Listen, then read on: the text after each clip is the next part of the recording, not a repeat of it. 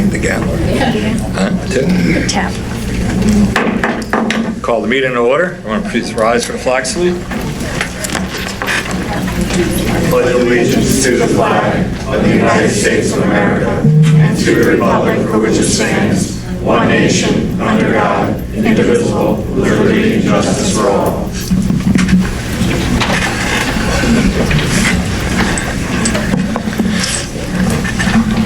I'd like to take a moment of silence to remember the service and sacrifices of the armed service members who protect our nation and the first responders who protect our neighborhoods, and also to remember those who were lost 18 years ago tomorrow during the 9/11 tragedy, and also Miss Noon. Something to add? Yes, I just wanted to announce that Robert Cooperman, who was the judge in Rockaway from 1964 to 1994, passed away a week ago today, so we're going to add him to the moment of silence. Thank you.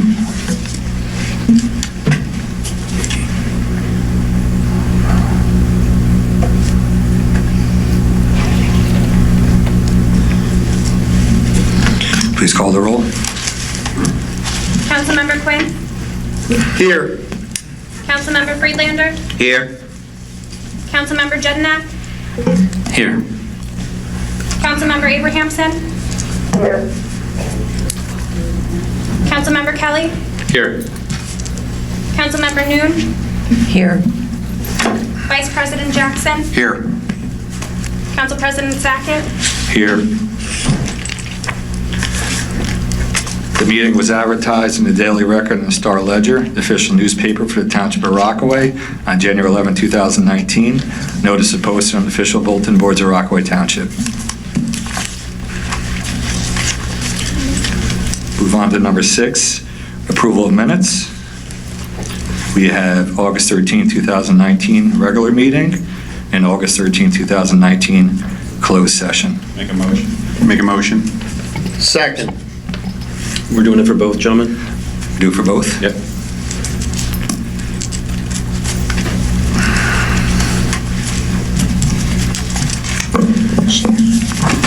Councilmember Quinn? Yes. Councilmember Friedlander? Yes.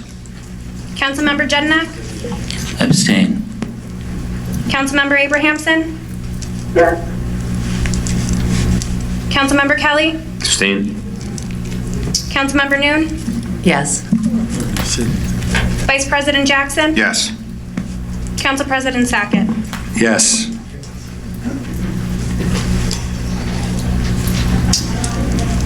What do we got? 6 yes votes, 0 no votes, 2 abstentions. 6 yes, 0 no, 2 abstentions, motion carries.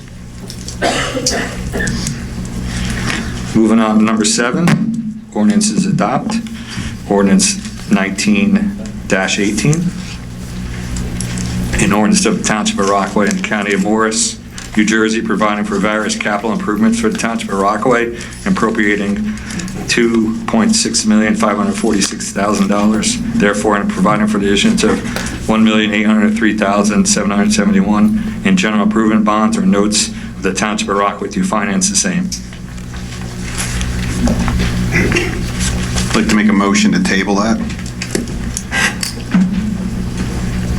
Will carry over. I'll second it.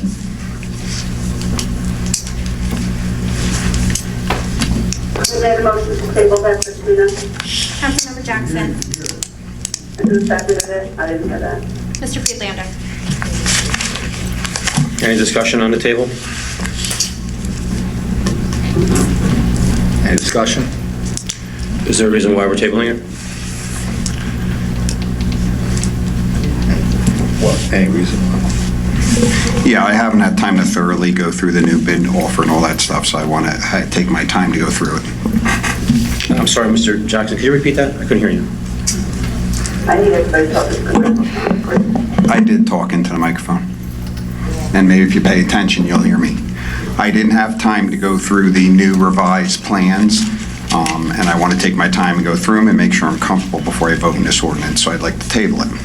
And Mr. Jackson, what is the revised plans that you're talking about? Out of order. I'm done answering your questions. Thank you, Mr. Jackson. Any other discussion on that? Okay. Council President? I'm sorry, Mr. Janak, go ahead. Oh, wait. What are the revised plans that Mr. Jackson was discussing about? I don't know his revised plans. He have a motion to carry it, so we're going to vote on that unless you have anything else to say. Is there any plans that you can pass along to the I have no council plans. to afford the council to review I have the no same? plans. Would it be necessary for the council to review the same information that Mr. Jackson is? It's relying on his.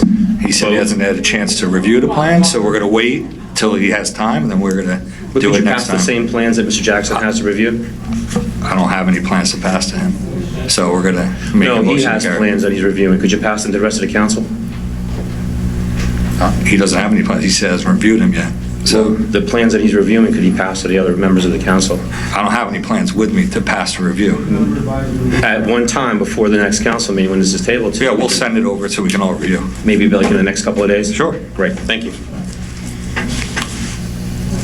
Mr. Jeniak? I'm sorry. Anything else? Mr. Jedniak? Thank you, Council President. Council President, this ordinance is up for adoption. Has it changed since the vote took place to introduce it? There is a couple of changes on there, correct? So we voted on one ordinance to introduce, and we have before us an ordinance to adopt that is different than what we voted on previously.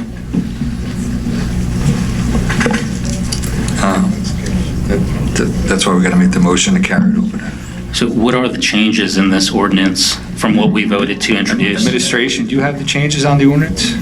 Yes, the amount for Peterson Field went from 400 to 250. We checked with bond counsel. As long as we advertise in the paper the correct version, we do not have to reintroduce it. Correct, Mrs. Palmieri? Anything else? Council President. Mrs. Seeger, does the council have to vote on that change like we have done in the past and make a motion to reduce or increase any amounts? No, when you vote on it to be passed, you'll be voting on it. And the reason I lowered that amount is because over the past few meetings, there was such volatility as far as the amount. So what I did is I lowered that amount by $150,000 because there was like, well, what if the bid comes in at a certain level? How do we had Randolph figures from one of their basketball courts. So what I did is I lowered that amount because as we know, that a project like this has to go out to bid. Whether we put in $1 million or $2 million in the capital ordinance, if the bid comes in at $300,000 or $250,000 or $275,000, we have to follow the state law. So the law guides us, the bidding process guides us. It doesn't matter how much is on that bid, on that capital ordinance for a project. It has to go out to bid. Mayor Puzio, may I just respond to that or ask you a question to that? Sure, you can respond. The amount that you had that was reduced based on, you had stated of Randolph being only $102,000 for a phenomenal court that they had done. That reduction that you have now is, do you have the money that you're reducing it taken away from areas of Peterson Field for the projects? Or is it the totality of it overall? Ultimately, once the amount is reduced, this bid could come in at more, possibly could come in at a higher level, and then I'm going to have to go back to the council and ask for additional funds. So the council as a whole was concerned about the administration having control and overspending. That's what I kept hearing.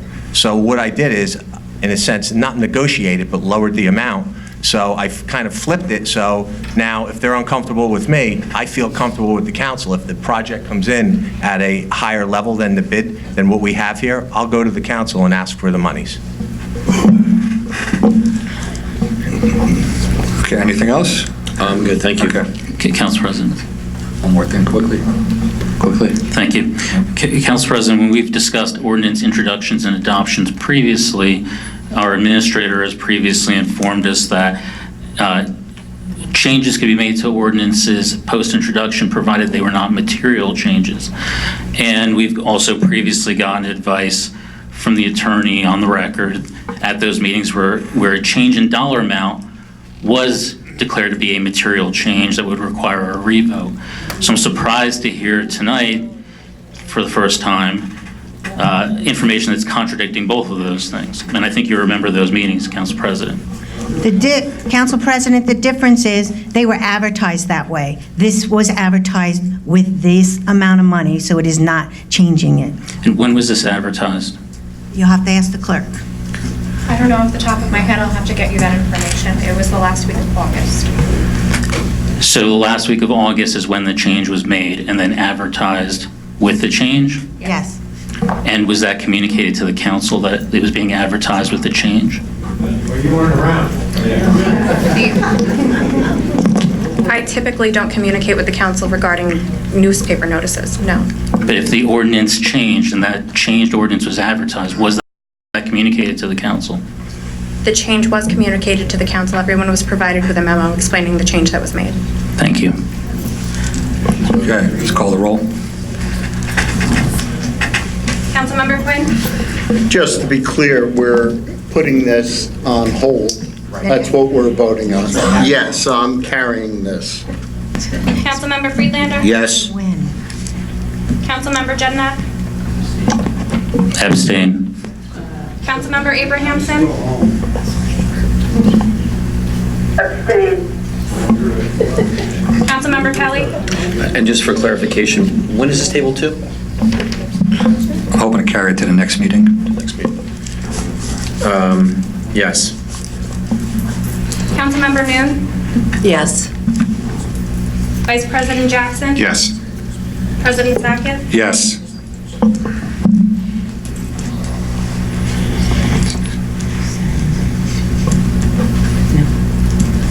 Six yes, 2 abstentions, motion carries to table.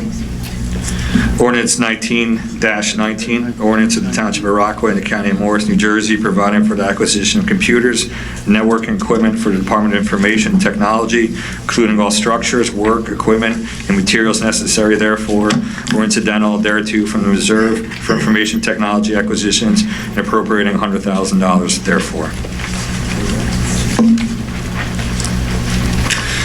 I'd like to make a motion to carry this to the next meeting.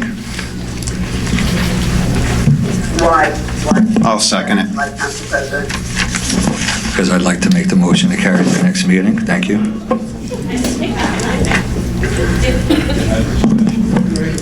Any discussion? Council President, can you provide a reason why? No. Okay, thank you. Sorry, is Mr. Jackson is that? Yes. Council President, Yes. is there a reason why this is being tabled? No.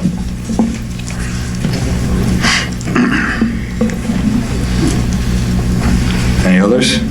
Please call the roll. Councilmember Quinn? Yes. Councilmember Friedlander? Yes. Councilmember Jednak? Abstain. Councilmember Abrahamson? No. Councilmember Kelly? No. Councilmember Noon? Yes. Vice President Jackson? Yes. President Sackett? Yes. 5 yeses, 2 noes, 1 abstention. Motion carries. Moving on to number 8, open to the public.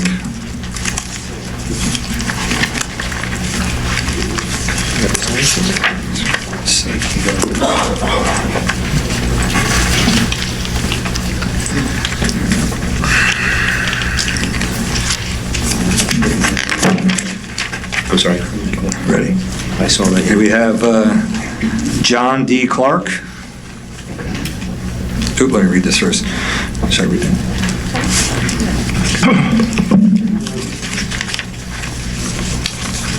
Please state your name and address for the record. John Clark, Rockaway, New Jersey. Good evening. I'm coming before the council and town with concerns about the ordinance proposal for 1920, amending Article 51 and 52 of the Fire Department Rules and Regulations. Main concern is the radius is changing for what the fire chief can live within. Right now, it's a 1-mile road radius.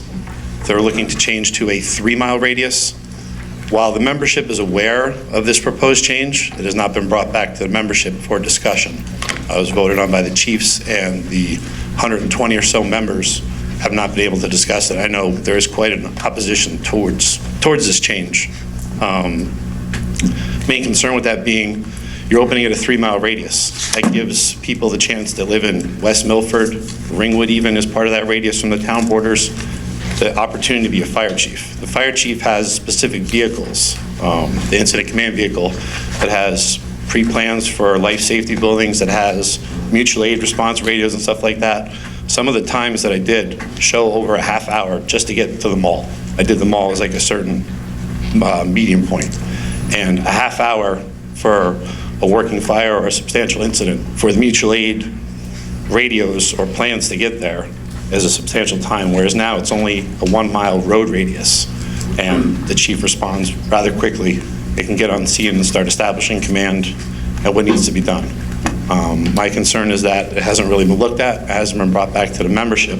I think it should be tabled for now or ultimately dissolved and just left as is. So you hear back, I guess, more from the membership or what legal might have to say. Okay. Thank you. Is there any discussion we can have with Mr. Clark? Let me actually, I'm going to refer that to the town attorney on this one. Mr. Perone? Hey, Mr. Perone, if I may, I just had a quick question for you, actually. 1 second. Mr. Kelly, I didn't recognize you, so 1 second. I already asked Mr. Perone, so let me see if Mr. Perone can maybe answer that question on that. Well, I have a copy, sir, and I'm not sure if you have a copy of the same document. It's handwritten, dated July 24, 2019. It was submitted to Mr. Sheard, who can provide a history to the council after I discuss this particular aspect of it. It says, part of it says, it's filing a grievance, and it says, this grievance is being filed as a member of the Rockaway Township Birchwood Company 4 Fire Department. We were not permitted to exercise our rights, which is what you just said, voice our opinion on debate proposed changes to. And then it says, and/or vote on changes to the rules and/or bylaws that occurred at the chief's meeting prior to a memo being issued by Chief Heath regarding the changes.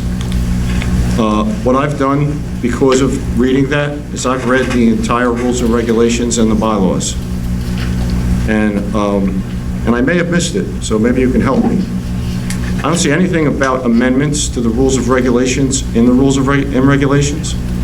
I don't see anything about amendments to the rules and regulations in the bylaws. I've read amendments to the bylaws in the bylaws, but they do not mention any amendments to the rules and regulations, which don't appear to be governed either by the bylaws or the rules, having to do with votes, having to do with structure in terms of the discussion that you're talking about. And frankly, I wouldn't be able, when I say the township attorney is not able to counsel on this because there is really nothing for us to base a determination on, a legal opinion on. So I want you to know that, and I think that you may want to start with going back and talking about changing what's in the rules and regulations and what's in the bylaws relative to amendments. Because right now, I don't believe that the council can act from a legal standpoint relative to any amendments to the rules and regulations as it applies to the complaints that are being registered. You can still vote on those that have been proposed, but you can't address what is an internal issue between and among the fire companies. And that's really the problem that the council has with what you're asking them to address in terms of a legal standpoint, because there is nothing that they would be able to base any determination that they would make on it. They really don't have jurisdiction. Okay, so please understand that. Absolutely. All right. Now, I wanted to ask, and then we can field questions. Probably Mr. Sheard would be better capable of doing that, but he's kind of got a history of it that I asked him to come to the meeting on to discuss, and I'd appreciate you giving him an opportunity to speak. Sure, Mr. Sheard. What happened?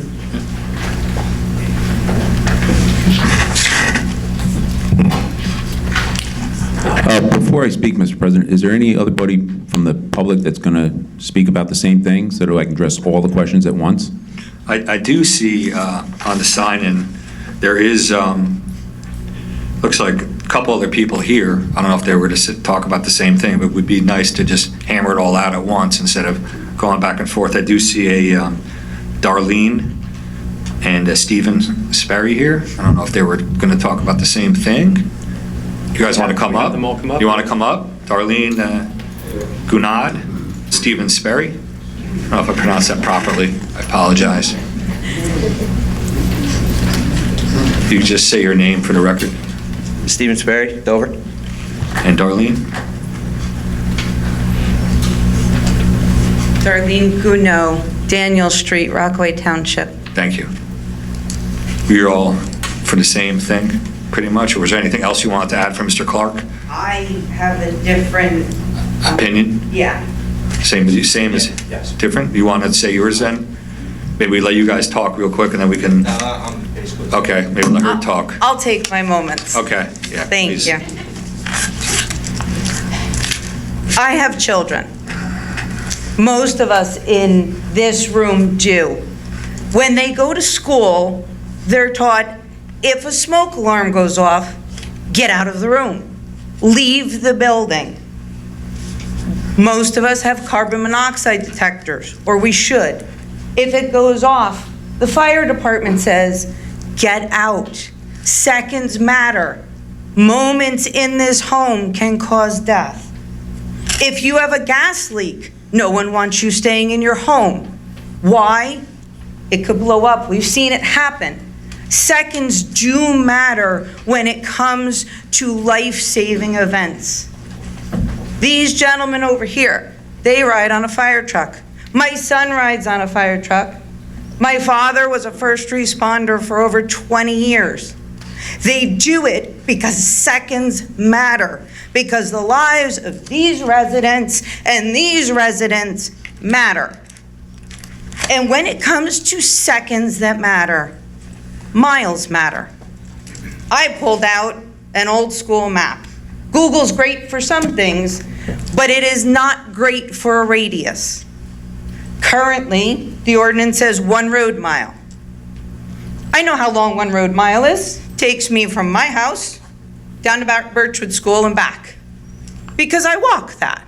It's not long. I can do it. I could run it if necessary.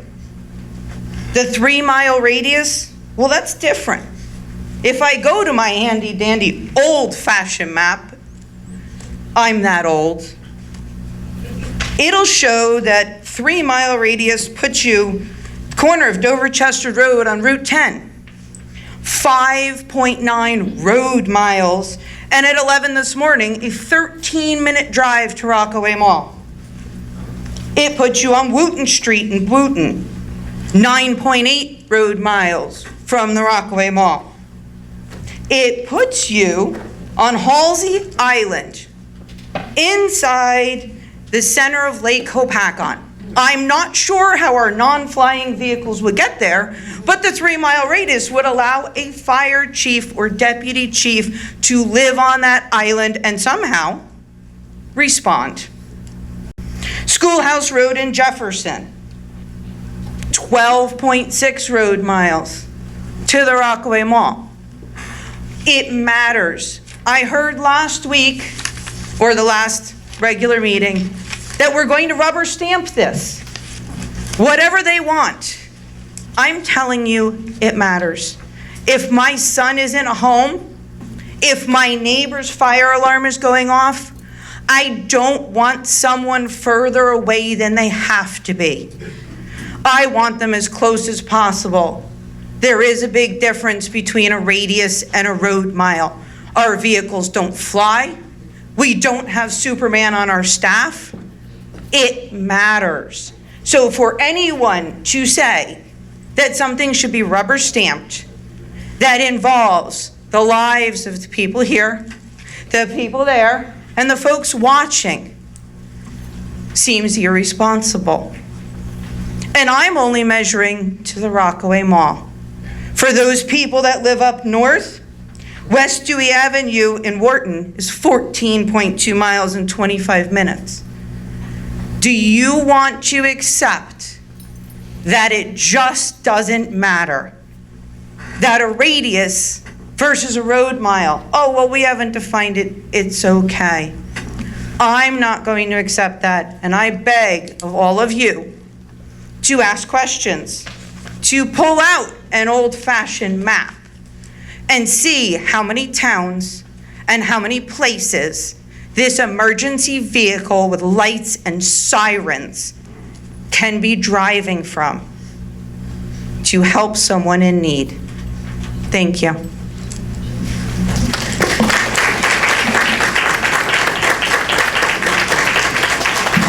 Mr. Shear? Okay, to provide the council with a little bit of history on this. Through the rules and regs, nominations for the positions of fire chief, deputy chief, and assistant EMS chief are done in July of each year. For this year, in 2019, for the positions in 2020, the nominating committee accepted applications. The chief and assistant EM chief were presented. 3 applications were presented for the deputy fire chief. 2 of the applicants did not meet the criteria because one lived 1.1 mile away out of town and one lived 1.4 miles out of town.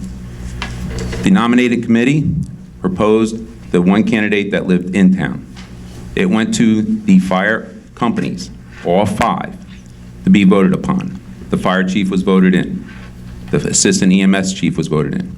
Unfortunately, the position of deputy fire chief was voted in a yes manner by one company, and 4 of the company voted no, they did not want that person in as deputy chief. Now, along the same avenue, one company chief sent emails and statements about the 1 road mile. He was proven to live 1.4 miles out of there. It was brought up to a chief's meeting. The fire chief holds meetings every month. All 5 company chiefs, so all 5 fire companies are represented from a fire chief's position, were present. The deputy chief was present, the assistant EMS chief was present, and the chief himself was called in on by phone because he was out of town. The discussion was held regarding this rule in the rules and regs, and on July 17th Chiefs meeting, the Board of Chiefs discussed the rules and regulations and SOPs for the requirements and qualifications for fire chief and deputy fire chief. We'll be removing the 1 road mile and changing it to a 3 radius mile to the township border. We have voted on this. 4 out of the 5 companies agreed, as well as the deputy chief and assistant EMS chief. The one chief that did not agree actually abstained from the vote. Now, from that point, it came into my hands. So what I did is I sent a email to all chiefs and the president of the Rockaway Township Fire Department Association. Okay? At that point, I explained to him exactly what occurred at the chiefs. I said, as you are aware, the election of fire chief, deputy chief, and EMS chief for 2000 has prompted several questions. As part of correcting the situation, the Board of Chiefs have provided my office with a proposed change to the 1 road mile requirement. As part of the overall election process, I am requesting that the department develop a process to address the unsuccessful election that does not produce a person for a specific position. In this case, it was the deputy fire chief who was voted not in by 4 no's and 1 yes. The process will need to be added to the department bylaws. This may require a special meeting in the department to be held. Once the department has a recommendation on this process, I will forward the changes to administration, who will turn and will bring this to the town council for approval by resolution for the rules and regulations. I'll be glad to meet for any clarification. The president of the Fire Departments Association called a meeting. He invited every president of every company and the chiefs. He even sent out a second email saying, I haven't had much response. I want you there. They had a meeting. I was there prior to the meeting to explain anything. I explained the road mile. They had a nickname for it. I won't give the person's name. I said, that is not it. It is the 1 road mile rule. Collectively, after that meeting, they agreed to the 3 road mile rule. That came back to me. I presented it to administration, who is currently presenting it to the council. Now, along with Mr. Perone, we went through a process. The presidents of the fire companies knew, the president of the association knew, and the chiefs knew. This township did everything it could possibly do. And as Mr. Perone has stated, the associations have to go back into their bylaws. The township does not govern the bylaws. The fire department does, and they should, just like any other organization. They have to go back, and they have to work out the situation amongst themselves. One, to develop a way of filling a position that's not filled, in this case. And in this case, their process, what they came up with is to have another election after changing the rule from 1 road mile to 3 mile radius. And two, they should also look at how they can go about and having a specific manner of changing a rule and regulation. Because there are rules and regulations that do need to be updated from several years ago. So with that said, as far as the township is concerned, the chiefs were notified. The chief made a recommendation who oversees and administers the rules and regulations. The presidents were notified of each fire company and the department association president who called a special meeting just regarding this. If the word did not get out to every member of the fire department, that is not my fault or the town's fault. This is an internal matter within the association themselves. But that is how we ended up in this particular spot, because we have a vacant position that can only be filled with this change. Now, just to address some of the changes, I am a past chief. I am a current captain with a fire department. I know the responses, okay? I think the gentleman that spoke understand where I'm coming from with that part, okay? Yes, this is a very large town. 1 mile, 3 mile may make a 3 or 4 minute difference. The biggest part of come to a fire is, yes, a chief will get there and establish command and control the scene. However, under incident command and everything else, and I believe Mr. Sperry is lieutenant or captain? Lieutenant. A lot of times, that's why we have 5 companies in this town. You're gonna have an engine show up first, and Lieutenant Sperry, who is very qualified, can simply take command and run a scene from an engine, because it's a fire engine that'll be on the scene every single time. A fire chief's car might not be there, because the chief might be at work that day, regardless of where he's coming from. The important thing is get the apparatus there or the EMS there to manage the situation and fight the fire or take care of a patient. The chief can show up 3 minutes later, get an update from the officer in charge that's at that scene, and then take command of the fire and run the fire scene. Every officer is well qualified in Rockaway Township Fire Department to run just about any fire scene. You don't need a fire chief's car to be there. In fact, one of the company chiefs, all the company chiefs, one actually works in town, takes his own truck there and manages quite a few fire scenes from his pickup truck. So it's the engine, it's the equipment, it's having the capability of actually fighting a fire, which is important, and the men and the officers of the fire department can operate any scene without a chief there or without a chief's car there. Thank you. Thank you. Just a couple small questions. Quickly, sure. Yeah. Mr. Perrone, when we were here last, a couple meetings ago, we brought up this issue where we had some questioning that was going on from one of the chiefs in White Meadow Lake. And there was, maybe there was some miscommunication, because they were relayed that they didn't have to have an ordinance, that they can do it within the department. And then there was some information that they did have to have it done by way of ordinance, and then there was some resolution questions and whatnot. And is that still accurate? I mean, there was some, exploring that was going on at the time. Which is it? Do they need, because we have an ordinance up that's right now, and Company 4 has got a grievance that's here. I want to make sure that we can talk about this because of the current grievance that they had filed, and they're here presently as well. If we're allowed to talk about that, then the next question would be, when we originally spoke about this, when there was a meeting with one of the chiefs with administration.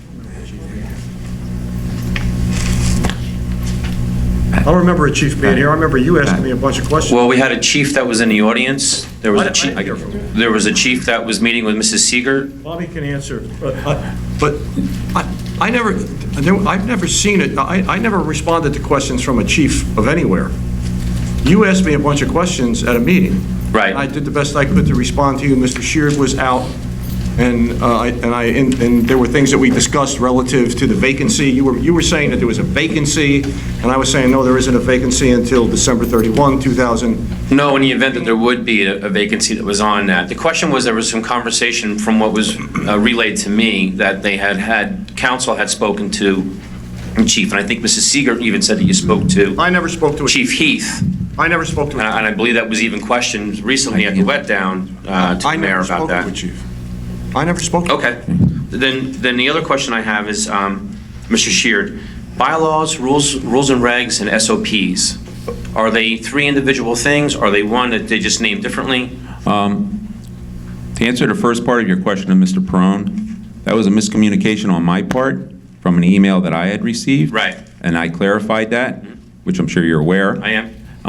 So you knew the answer to the question. Well, Mr. And that Perone. is that, yes, it does need an ordinance change. Okay. There was a meeting held with administration and one of the chiefs to discuss the one road mile, okay, which you're also aware because he invited you. Unfortunately, administration did not have you in the meeting.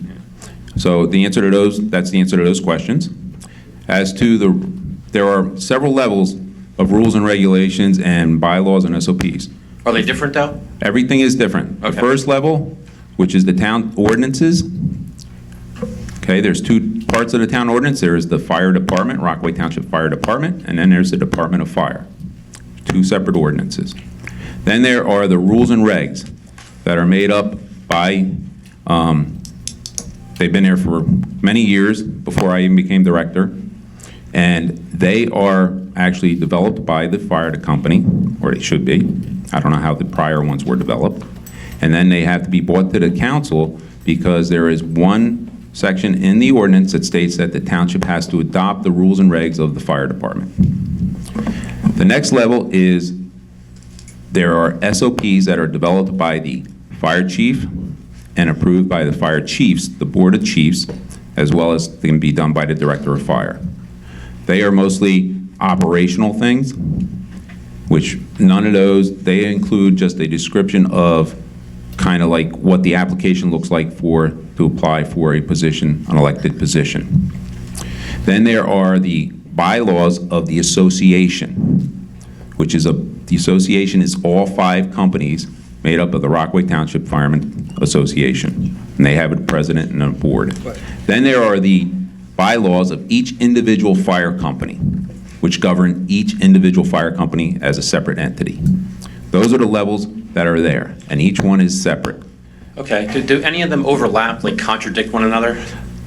The rules and regs state that they are, in this example, for elections, they are the primary, and then in the rules and regs, and I believe it might be in the ordinance, don't quote me, I'd have to look it up real quick, that the bylaws and the of each company and the association should be reviewed annually so that they are not in conflict with the rules and regs or ordinances. But the rules and regs basically trump the bylaws and the SOPs and individual. Correct. The rules and regs, the rules and... They govern different things. Well, that's what I'm getting at. The rules and regs govern certain things. They govern the type of boards there are. There's the Board of Fire Chiefs, Board of Advisories, Board of Ex-Chiefs. There's many things. And again, some of those have to be updated. They also go into the disciplinary and grievance process when it has to do with the rules and regs. Then there is job descriptions of, let me back up. Then in the rules and regs is the process for the nomination of the 3 top positions, fire chief, deputy chief, and EMS chief. Then there is a job description for every firefighter. Firefighter SCBA, firefighter non-SCBA, right up to department chief. And department chief's qualifications are about 3 pages long. The rules and regs, I believe, are 66 pages long. Most of that is made up of the job descriptions. With, and thank you for that, and I'll get off of that because I want to get this done real quick here, in case somebody else has a question. Mr. Jackson has something, so let's... Yeah, I'll make it really quick. Thank you. And then, how many emergency vehicles is it only the chiefs and deputy chiefs that have emergency vehicles? The chief and deputy chief have a vehicle, and then the fire prevention or the fire official has a vehicle. Those are the three Mr. vehicles. Babcock would be the fire official that we're talking about? Yes. And how many, so it would be 10 total? 10 vehicles that, or 11, I guess, total? No, sir. If there's a deputy chief and a chief, There's 3 township-owned vehicles that are operated by the fire department. The fire chief, deputy chief, and fire official. and with the road mile, is there a restriction on how far an individual that has those vehicles can work? Like, let's say, for instance, I live within the mile, the road mile, but I work in Hawthorne, or I work in New York City. No, we have SOPs that govern the use of the chief's vehicles. A prime example will be, this weekend is the New Jersey State Firemen's Convention, where, we have delegates and everything go down there and vote, and, they attend the meetings for issues throughout the whole state on the fire service. They have to ask permission to take their chief's vehicle if they wanted to take it for transportation to this convention. That I understand, but what about work, though? Same thing applies. There's a certain area within the SOPs. I'd have to look up the actual SOP that governs that. But does the SOP, do you believe that it allows them to work outside of a mile radius? Like I said, I'd have to actually look up that actual SOP. Wouldn't that be a real good thing to know right off the bat? Because if a person's working without that, it doesn't make any sense. You can live within the mile but not work in that mile and a half or road mile that they have there. I really haven't looked it up off the top of my head, Councilman, because it hasn't been an issue. The last thing is the 1 road mile. When was that changed to that 1 road mile? Was it always that way, or was it something that was done? I have been told it occurred back in around 2012. I cannot tell you exactly. I wasn't here. Was it before that? I don't know. That's what I was told. I could be wrong. And how long has it been on the desk for this change of the road mile to a mile or 3 miles? It was first brought to my attention that that a certain chief had an issue with the 1 road mile the end of June, beginning of July. And at that point, it was only brought to your attention this year? That's correct, sir. Okay. All right, let's move on. Councilman Jackson? Yeah, Mr. Sheard, I just want to ask, just listening to your statement earlier, it feels like this role, like you don't seem to feel like there's a sense of urgency for that person to necessarily get on the scene as quickly as the other members of the department. So I guess my couple of questions I have is, number 1, why should they even have any type of vehicle? And then number 2, why even have a road mile rule if it's not important for them to get on scene in a certain amount of time? It's not the way the rule was first developed, I don't know. It was done way before me, okay? The chiefs discussed it. They discussed various things, 5 miles. They discussed many different aspects. And they collectively came up with a recommendation of 3 miles. And those are the chiefs that run that department. And then I took it to the association with that, and they met, and this is where we are. Now, as far as the importance of the vehicle, I agree, the vehicle is important, okay? The vehicle, you can get there. Every chief has a radio, so you can always talk on a radio. There are some limitations when you don't have a chief's vehicle. As it was stated by Firefighter Clark, chief's vehicle has multiple radios because Rockaway has its own radio system, and all the surrounding towns are on a county system, so we need separate radios to communicate and abstain ops channels, as they call it, and things of that nature. So there's many aspects that after the initial, once he gets on scene, then he can take over and lay out things, especially if it's going to be a extended operation where he has to keep notes and write down things and drawings and stuff like that. I understand what you're saying. It just seems like to me 1 mile road versus a 3 mile radius is a sizable difference. And if that vehicle is critical to have on the scene, I do have concerns about that change. We can move on.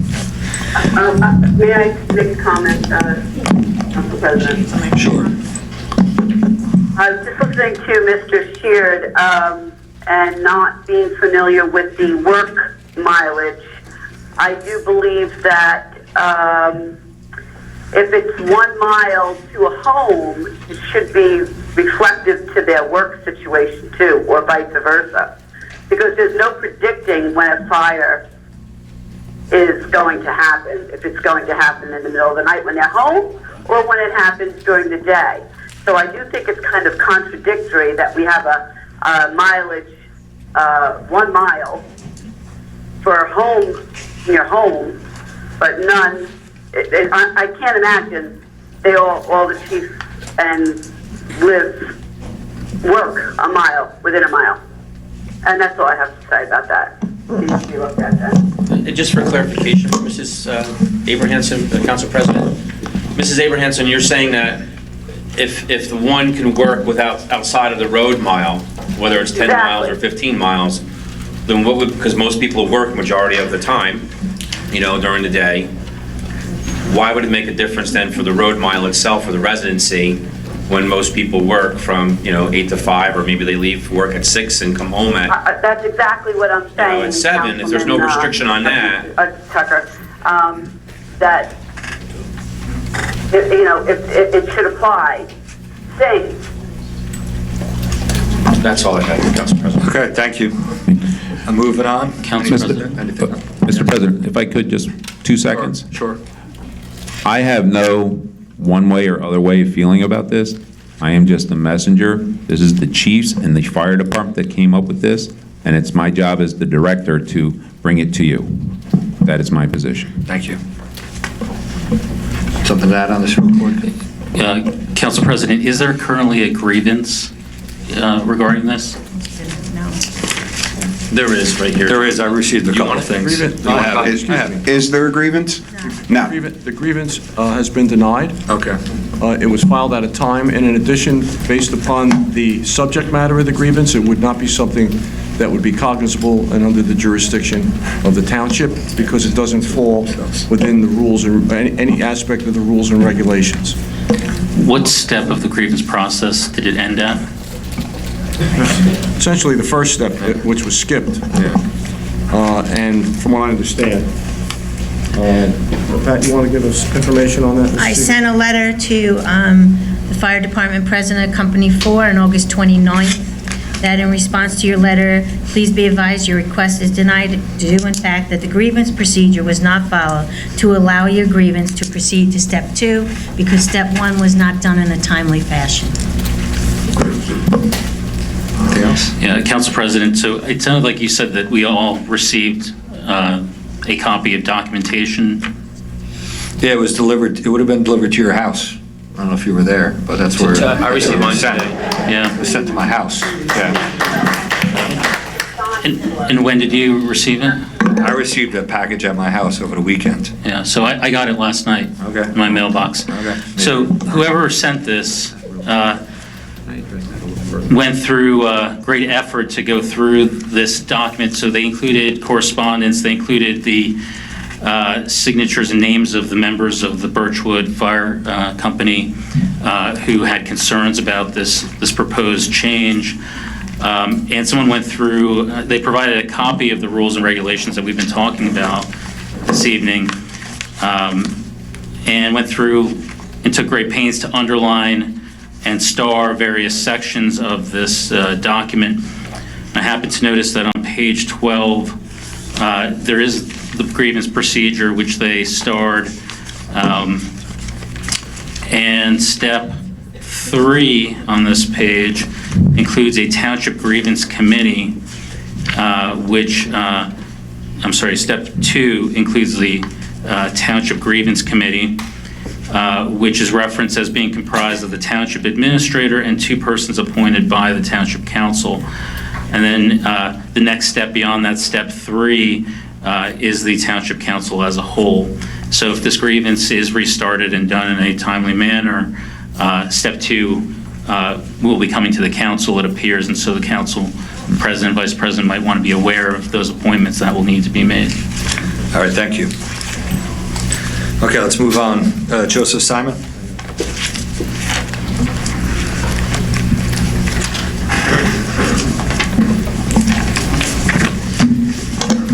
Mayor Puzio, Council President Sackett, and the entire council. My name is Joe Simon. I'm the chairman of the Financial Review Board. Your name and your address, please? I'm going to give that to you, Mr. Sackett. 1 Rabbit Run. Thank you. 13 months ago, the Financial Review Board was reinstated by a majority vote of this council. We had our first meeting, and 6 members applied for position on the Financial Review Board. Of those 6 members, 1 of them is a financial advisor, 1 of them is a retired auditor from the federal government, 1 was the director of the social services of Passaic County, 1 of them is a bookkeeper, and 1 of them was an executive vice president of a $100 million distribution company. I would think that we have plenty of financial experience and fiscal responsibility. At our first meeting, there were 2 members, 1 from the council, I assume assigned by the council to be a member of the Financial Review Board, and 1 from the administration. At that first meeting, the council member instructed us to review the 2018 budget and come up with ways that the township could possibly save some money, and that we would be involved in the 2019 budget and make recommendations based on our research of the 2018 budget. Over this period of time, we did a lot of research without any or very little cooperation from the administration. All reports that we requested and documents that we requested, 98% of them were denied or came up with reasons why they couldn't submit them. We had done some comparisons with other townships for the same reasons, and all the same documents from other townships, and I'm not even a resident of those townships, were submitted to us without any question in 2 to 5 days. So we proceeded to put our report together and make some recommendations to this council, which we did in February of this year. There was no reaction whatsoever from this council. I question whether anyone on this council has the financial experience or fiscal responsibility that this group had. And I question why you didn't come to us and ask us why we came up with these solutions and what can we do as a team to implement some of them. None of that happened. We got no response whatsoever. In fact, even before the reports were issued to the to the council, our mayor posted on social media that we were liars. I don't know how he even found out what we were going to present to the council when it wasn't even submitted to the council at that time. So based on all these experiences, the majority group of the Financial Review Board has drafted a statement that we're going to read to you. Mr. Schiffer is going to read that statement to you tonight, and I have copies to distribute to the council, to the mayor, to the administration, and to citizens of this town. And finally, our mission as the Financial Review Board was to come up with solutions to make the township of Rockaway a more affordable town to live in while not sacrificing the quality of life we have become accustomed to. So, Mr. Schiffer, will you please read the statement? Yes. Mark Schiffer, I live at 5 Rabbit Run in Rockaway. This is an open public letter, and it's addressed to Council President Sackett and Mayor Puzio. The Rockaway Township Financial Review Board was established by the Council, Chapter 2-35.8, to review township financial matters and develop a master plan. The appointed members collectively have in excess of 100 years of experience and expertise in finance, business practices, and local government operations.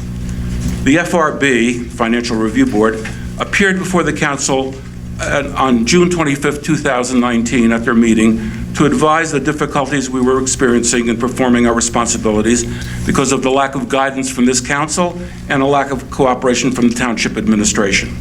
We suggested at that time that the council may want to consider to dissolve our board. The council did not dissolve the board, consequently reaffirming the continuation of the FRB. At a subsequent meeting in August between the FRB representatives, the Township Business Administrator and Chief Financial Officer, administration reaffirmed a lack of willingness to assist the FRB in providing us with the information we require to meet our responsibilities and perform our duties. They indicated the only information that would be available to us is through the township public website, obtained through our own efforts. Furthermore, we continue to receive no guidance from this council. Consequently, absent council guidance and administrative cooperation, the FRB has decided to become dormant until such time we begin to receive both guidance from the council and constructive cooperation from the administration. The FRB was directed by the council to review the proposed budget in accordance with our responsibilities. In the course of that review, we came across a very disturbing situation.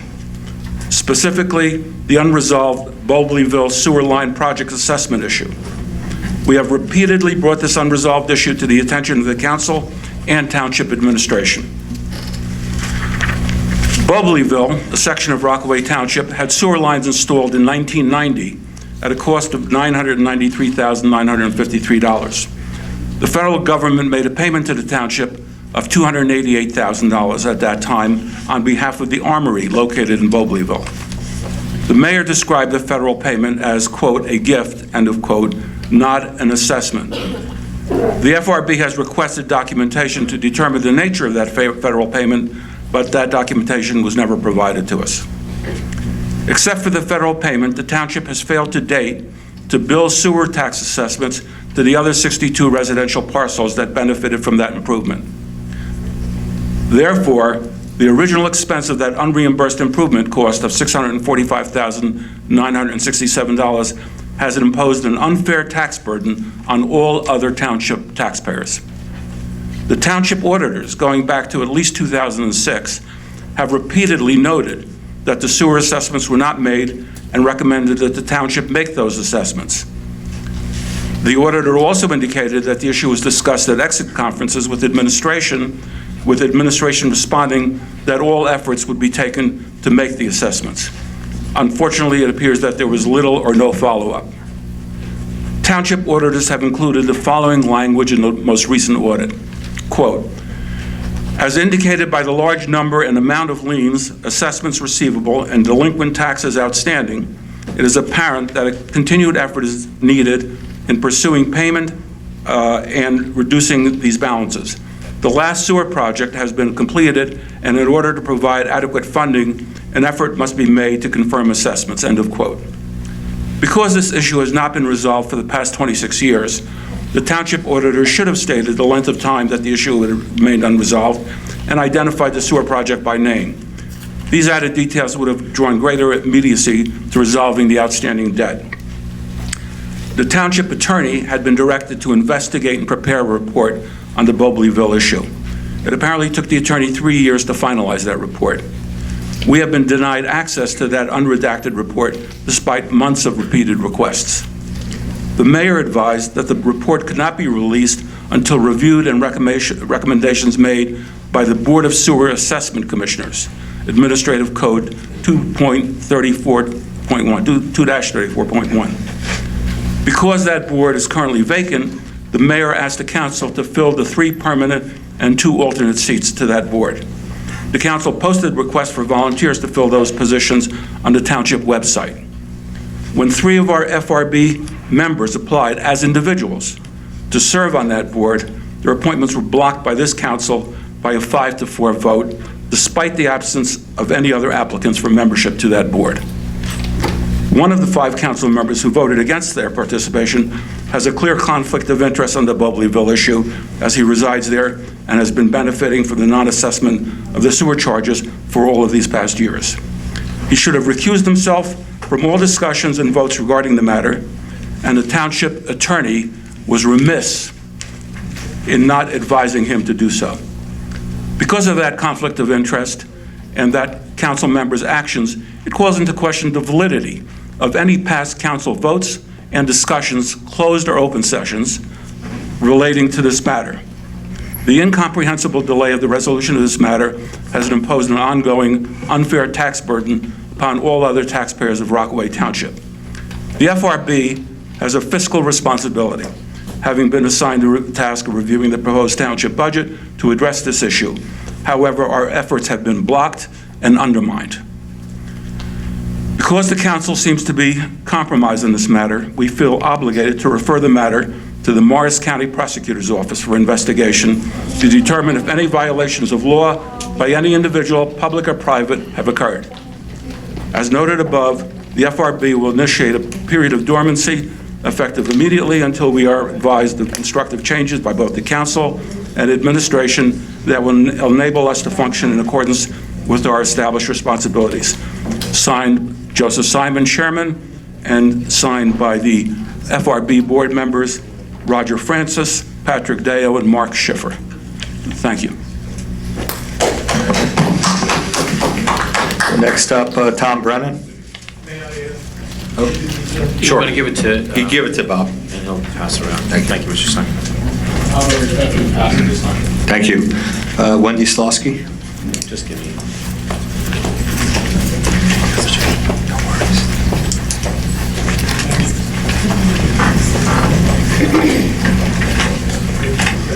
Hi, Wendy Slosky, 54 Kings Road. I just want to congratulate everybody on their new positions on the council.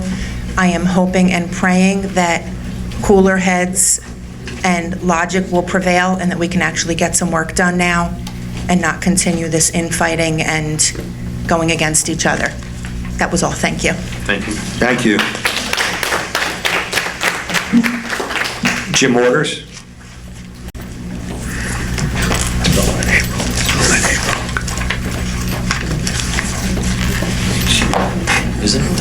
Hi, Jim Waters, 48 Seneca Avenue in the township. I too wanted to give my congratulations to the makeup of the new council here. It's good to see that we're proceeding in what I think is a positive direction. Also like to note that we apparently waived the 5-minute rule when it comes to the Financial Review Board, so I guess we're not going to enforce that rule. Also noticed that we didn't have a sergeant of arms tonight, and I'm sitting here fearful of my life because we obviously have the same participants here we've had the last 2 years. So I'm not sure we'll be able to survive tonight, but we'll do our best. Also pleased to see so many people from the administration that we haven't seen for whatever reason in the past. It's really good to be able to have the information. Wanted to share with them my opinion that we're glad to see them here and we appreciate everything they do, and in my opinion they're all grossly underpaid and underloved, but the love is building, I think, here. I'd like to ask Ms. Abramson, and it's a comment that I made and I think it's being addressed in a new resolution. I'd like to know when people call in, I'd like to know where they call in from, and I'd like to know who might be with them, because I think that may influence their behavior or may influence the outcome of certain discussions. I'm against people calling in, obviously, over and over and over again. We did have a situation with Vic Palumbo, which was very understandable. He had a sick kid. That's a good reason. Just real quick, she did reach out to me and gave me the reason, so I allowed her to call in. Okay. There we go. Just one council person boggles my mind again while continuing to ask rhetorical questions to which he already knows the answer. That's a waste of time to the council, and it's a waste of time to people who have to sit here and listen to it.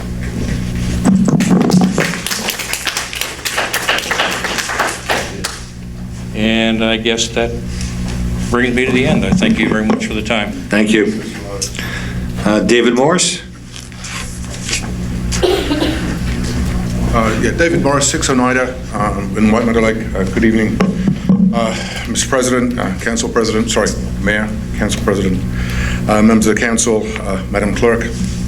Lovely to be here. I'm here because of the introduced ordinance tonight, 19-22, regarding the abolition of the Environmental Commission. I'm the Secretary of the State LSRP Association. The LSRPs are the licensed site remediation professionals who are in charge of all of the state cleanups around the state, soil and groundwater. The DEP do not run the cleanups, the LSRPs do, and so we're in private practice, and a lot of the LSRP colleagues I know are involved in the local and county and state levels as I am. Environmental commissions are needed There's too much improper use, ignoring of, or misapplication of science and in other environmental concerns in current policies, within the United States right now, as I'm sure a lot of people are aware. I find that environmental concerns become sacrifices laid at the feet of commerce and industry without environmental commissions providing some sort of balance or context or guidance, even down to the local level. Rockaway Township needs the use of a cadre of engaged stakeholders, volunteers, that can provide context, advice, evidence-based experience, opinion about potential latent, hidden environmental issues, in the township matters. Rockaway Township has an extraordinary amount of remediations happening within its borders, especially up at Picatinny, which have the ability to cross borders and come off their site down into the township private properties. So, I only just heard about this today, which is why I'm not exactly eloquent, but believe me, I think that you shouldn't simply abolish the Environmental Commission without maybe possibly reorganizing it. Don't repeal it without replacement is kind of what I'm thinking. And the last thing is what I wanted to do is I wanted to actually recognize an individual. Pat Matarazzo has been the chair of the Environmental Commission for more years than I know about, and more years than I've been volunteering in the township in different ways. And I would just like to get recognition for his leadership for that time. I understand he may be stepping down, and I don't like the idea of his stepping down is precipitating the abolition of this commission. So please think about it before it becomes a moment in history for everyone. Thank you, and good night. Thank you. Lisa Sahlberg.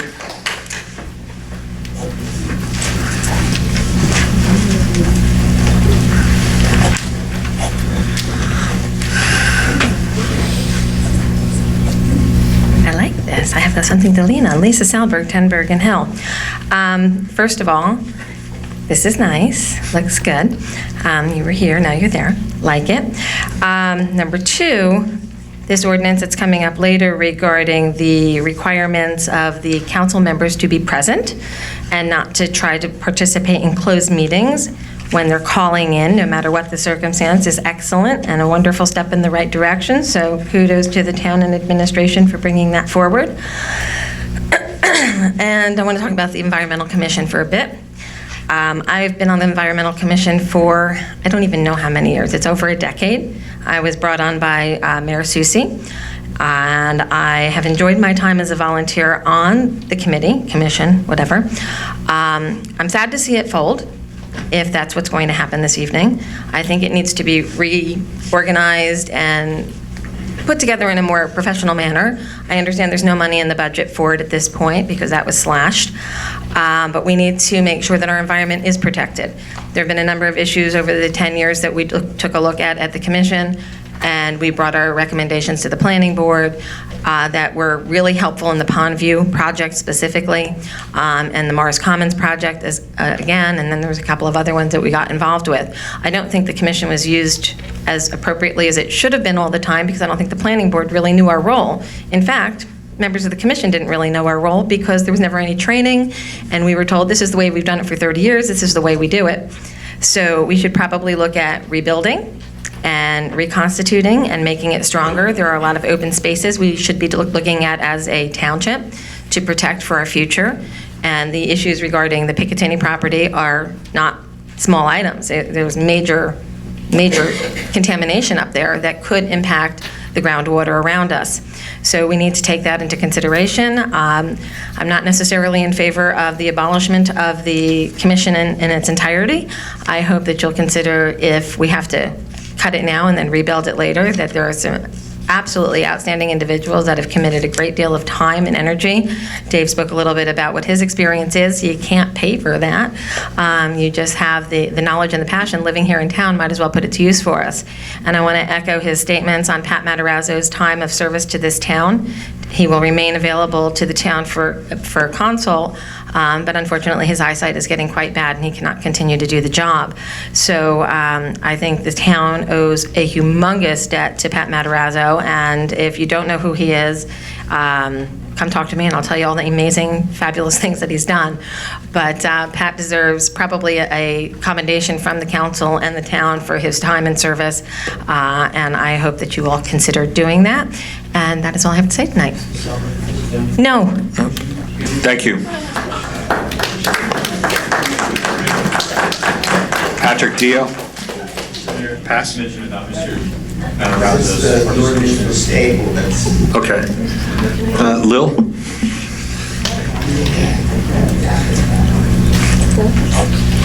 Lil Sweet, 1 Oakland Avenue, Rockaway, on a lighter side. On behalf of the Gazebo Committee of the Rockaways, I want to thank the administration. I want to thank the council for your support for a very successful 2019 concerts. We had over 200 to 500 people every Sunday, and for the first time, we included the first Sunday of the Labor Day weekend. All I want to say is keep your support going for us. In fact, you could give us a little bit more money. We would appreciate it. But notice, this is one of the best things that Rockaway Borough, as well as the township, can give our citizens. Thank you. Anyone else who didn't get a chance to sign in like to speak? Ms. Degnan?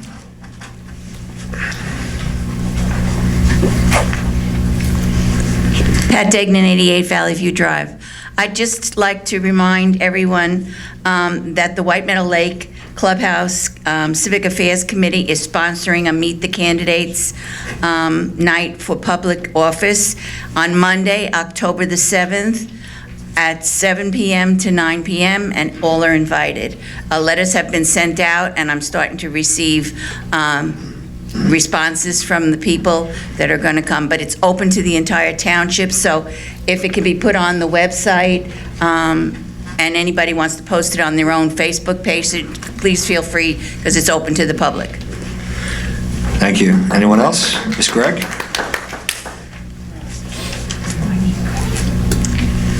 Stacy Gregg, Rockaway. It looks good up there. I'm very impressed, very proud that you're up there, and I'm concerned about the phoning it in. Mr. Jednak, I'd like to know how many times in a row he was absent phoning it in. Almost forgot what he looked like.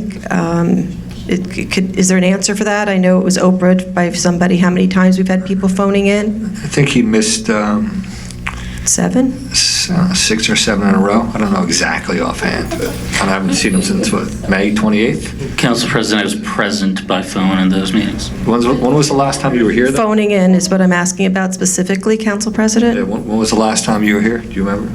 May 28th. May 28th. Wow. I'm glad you all missed me. And Mrs. Abramson is up to like number 5 or 6 for the year. I know people have Oprah'd it and haven't gotten answers back. So what I'm asking about is this new ordinance. Is it going to be retroactive? I couldn't find it. I looked through the papers. Is there something tonight that you're going to be voting on regarding phoning it in? It wouldn't be retroactive. It would be once it takes effect.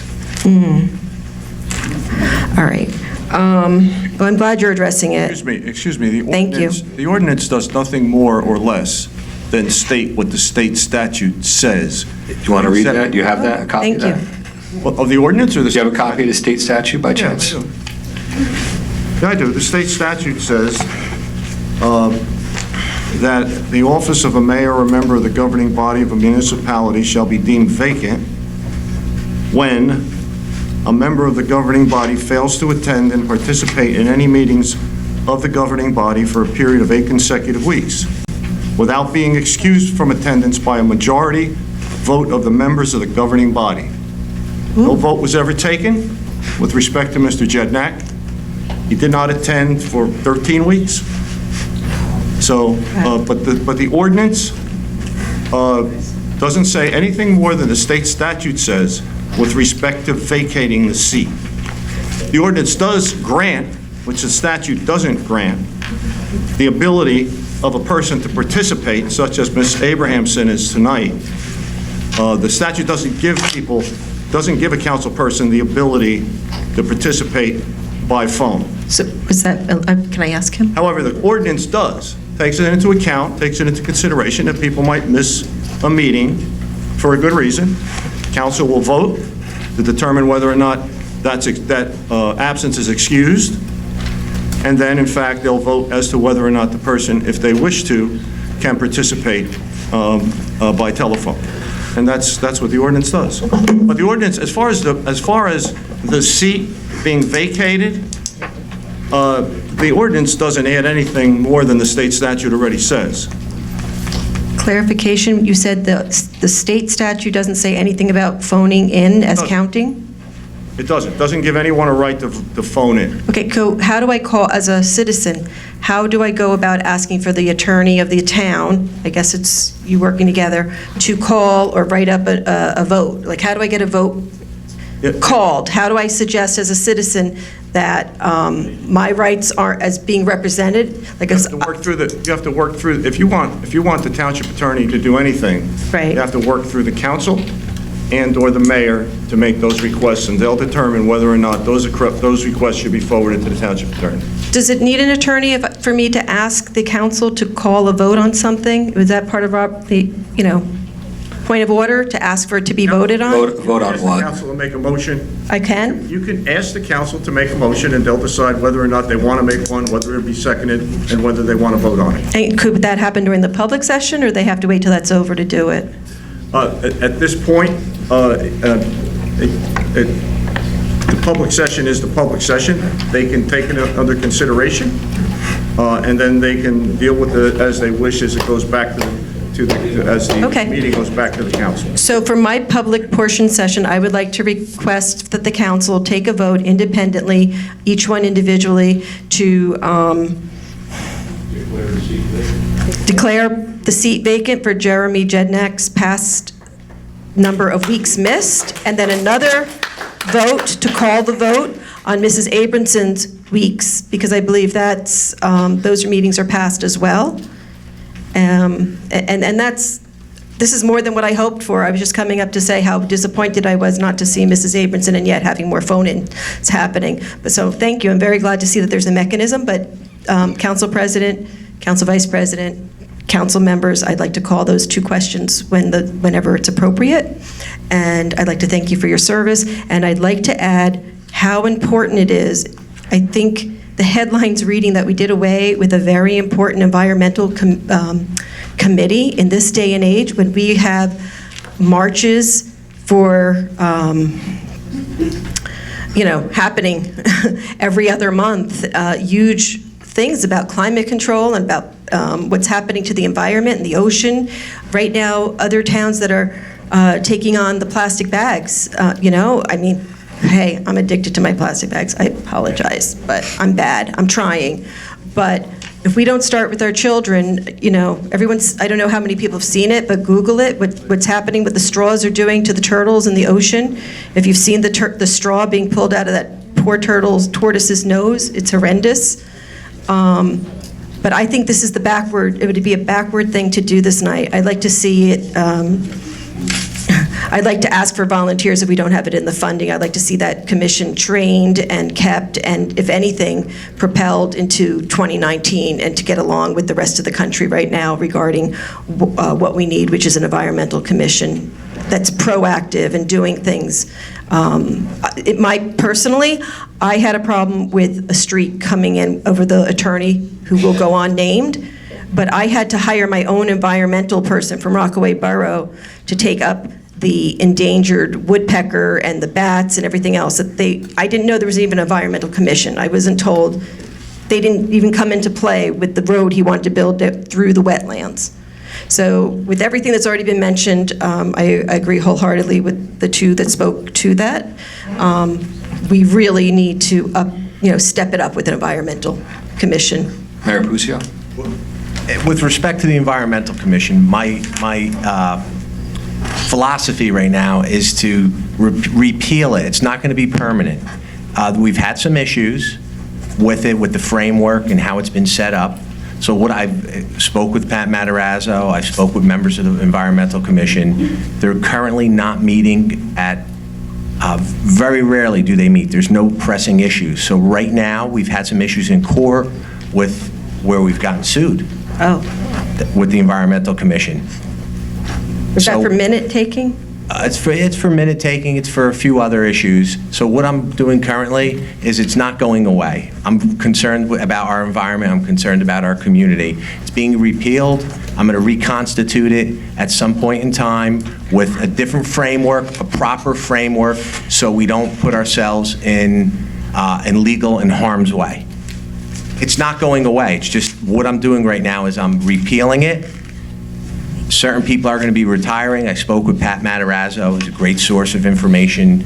We have some great members, and then I'm going to be putting it together at some point properly. I have to go through, I've been working on this for a while. I have to go through a formation process as to who's going to be on it, how we're going to form the commission, reconstitute the commission so it operates properly, so we don't put ourselves and expose the town. Thank you, Mayor. My stomach, I'm feeling it in the pit of my stomach, so I'm just going to speak from there with my gut feeling. If we could put I appreciate all the work that you're doing, and I'm sure you're seeing how other towns function and what their ways of getting people on that committee is, how they do it. But if you could do it with a 60-day, I would like to see that ordinance updated to say that within 60 days you would have. I hate to think of 2 months going by. We've lost 2 years. And that's an important aspect of any town. Okay. So I'd like to see some sort of ordinance, if you're going to repeal it, with the reorganization, to have a new one within 60 days. That would just be my suggestion. I just want to let the attorney speak for a second. The other thing is that with respect to the difference between a commission and a committee, first of all, it's permissive. No statute requires there to be a commission. It may be that the council may want to consider a committee rather than a commission, so I think that'll be discussed as part of the reformation at some point. But at this point, under the circumstances, based on what the mayor has indicated, it is prudent based on circumstances relative to the formation and problems with the Environmental Commission that it be repealed. It's prudent from a legal standpoint as well as the standpoints explained by the mayor. The mayor has always indicated that he will speak with the council with respect to reformation in terms of it being either a commission and/or a committee. Some sort of environmental addressing within 60 days would be good. Which reminded me, I was looking over, I was actually looking for that particular picture that was out where we had a sign with like certain names on them to be, how many names were left to be gone. And I came across back during that exact same time a promise that we were going to have a report regarding what was going on with the sewers in January. It's 9 months and there was no report. A lot of people got up and spoke about it. A lot of people wanted sewers. I don't want to rehash that, but my lack of confidence right now, it needs to be revived. I need people, they say they're going to do something, they need to do it. We've had a lot of obstruction, we've had a lot of upheaval, and I'm grateful for everyone that joined, the new people, and I got to hand it to the ones that put up with the nonsense and hung in there. But if you say you're going to do something, I really need my town to come ahead and do it. And it's been 9 months for quite a few things, but I don't even know what happened to the Wawa. It's like the town's in a stop, so I'm hoping it takes off. If we could please get that report as well and have a deadline on this. I don't care what the deadline is, I don't care what you call it, but the environment's too important to let that just linger. Thank you. Thank you. Thank you. We'll move on. Real quick. Two things, Mr. Perone. You just said one question. Thank you, Mr. Jackson. When you were talking about the New Jersey statute 48:16-3, and you talk about the participation, and I know that there's been members that... Attendance and participation. There have, right? There's participation that's there. Attendance and participation. Right. And then we also have, under our Open Public Meeting Act, under 10:4- They're legally separable, they're severable. 8B. One has nothing to do with the other. And I'll just respond in this thing. Meeting means and includes a gathering, whether corporal or means of communication equipment which is attended by or open to all of the members of the public body, held with the intent on the part of the members of the public present. Just give him the question, please. Discuss. It is. The question's following. Okay. or act in a unit upon the specific public business of that body. Meeting does not mean or include such gathering attended by less than the effective majority of the members of the public, or two, attended by or open to all the members of three or more similar public bodies in a convention or similar gathering. But under OPMA, they allow to have electronic communication. That's not what that says. It says under OPMA, you're not allowed to have a meeting like that. Well, quorum. No, under OPMA, it says that you're not allowed to have a meeting in private by telephonic communications, because you can't have quorum, because you have to call the public into the meeting. Correct. So we have this notice, though. What I've just said has absolutely nothing to do legally with what you're expressing. But we have a notice meeting tonight, and you have participation by people, whether it's telephonic or in person. I've given you my legal opinion, Mr. Okay, Kelly. and the other question? One has nothing to do with the other. When you said about the commissions, when we're talking about the Environmental Commission, and it's not really a requirement by law? Permissive by statute. So does that just deal with? That the township may establish an environmental commission, that's what it says. But when you were just saying commissions, that's what my question was. Is it only Environmental Commission, or is it all the commissions that? It says, I'm speaking specifically about an environmental commission. Okay, that was the question. All right, thank you. Let's move on. Number 9. Ordinances to introduce. You got to close to the public. Was there any others for the public? We'll close that and move on to ordinance to introduce 019-20. Amending Article 51 and 52 of the Township of Rockaway Fire Department Rules and Regulations. Do you have a motion?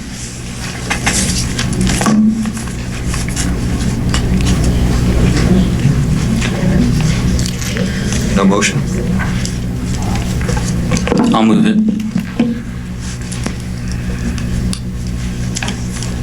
Second. I'll second it. Please call the roll. Discussion? Any discussion? We've talked about it a lot already. No discussion on introduction. Yeah, this is just introduction. Yeah. Just call the roll, please. Councilmember Quinn? Yes. Councilmember Friedlander? Yes. Councilmember Jedinak? Yes. Councilmember Abrahamson? Yes. Councilmember Kelly? Yes. Councilmember Noon? Yes. Vice President Jackson? No. President Sackett? No.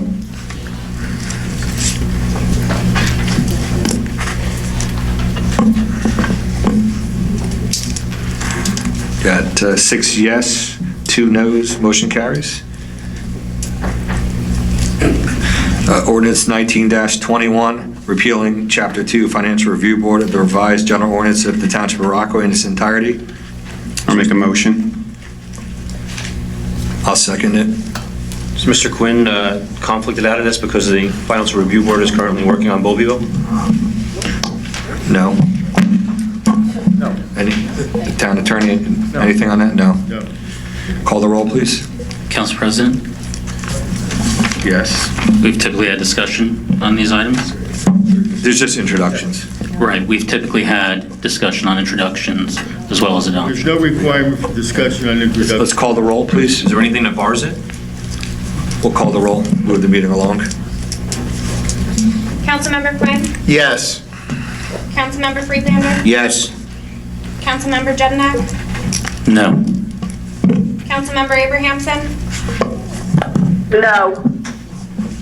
Councilmember Kelly? No. Councilmember Noon? Yes. Vice President Jackson? Yes. President Sackett? Yes. It's 5 yeses, 3 noes, motion carries. Ordinance 19-22, repealing Chapter 2 Environmental Commission and revised general ordinances of the Township of Rockaway in their entirety. Do we have a motion? Do we have any discussion? We're in the middle of making a motion. I'll make the motion. I'll second it. Please call the roll. Council President, discussion? No, please call the roll. I find it hard to believe that Ms. We're in the middle of a roll, please. 10 years and just didn't know what to do for 10 years and just did it when he was told everybody did for the years past. I find that really hard. Councilmember Quinn? Yes. Councilmember Friedlander? Yes. Councilmember Jednak? No. Councilmember Abrahamson? No. Councilmember Kelly? We could use the Environmental Commission for Park Lake, which is going on right now, so absolutely not. Councilmember Noon? Yes. Vice President Jackson? Yes. President Sackett? Yes. It's 5 yeses, 3 noes, motion carries.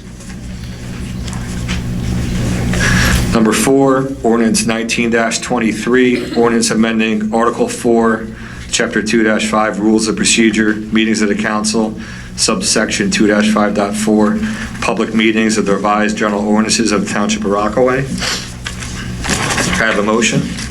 So moved. Second. Please call the roll. Discussion, Council President? No. Councilmember Quinn? Yes.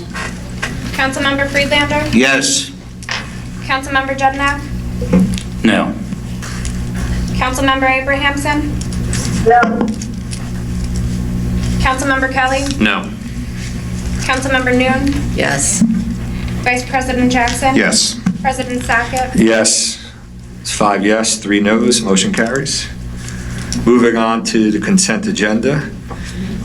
We have R19-72, R19-73, R19-174, excuse me, let me start over. R19-172, R19-173, R19-174, R19-175, and R19-177. Do we have any discussion? Can we remove R19-173 for discussion? 73? Yeah. Any others? I don't see, no.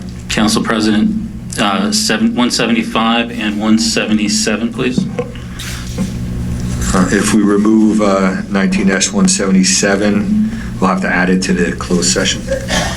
There should be a motion, Council President, on any request for removal voted on by a majority of the council. Yeah, we've never done that before. Let's It's okay, Mr. Kelly. Let's make the motion for 19-173 for removal. I make a motion. 173. Council President, do you understand the definition of consent agenda? It means that all the council members consent. Yeah, But we're in the middle there's of no a need to motion. discussion for those items, Council We're in the President. middle of a motion. That's why it's inappropriate to have a motion and a vote to remove things from the consent agenda. We're going to be removing it, and we're on a motion. Do we have a second?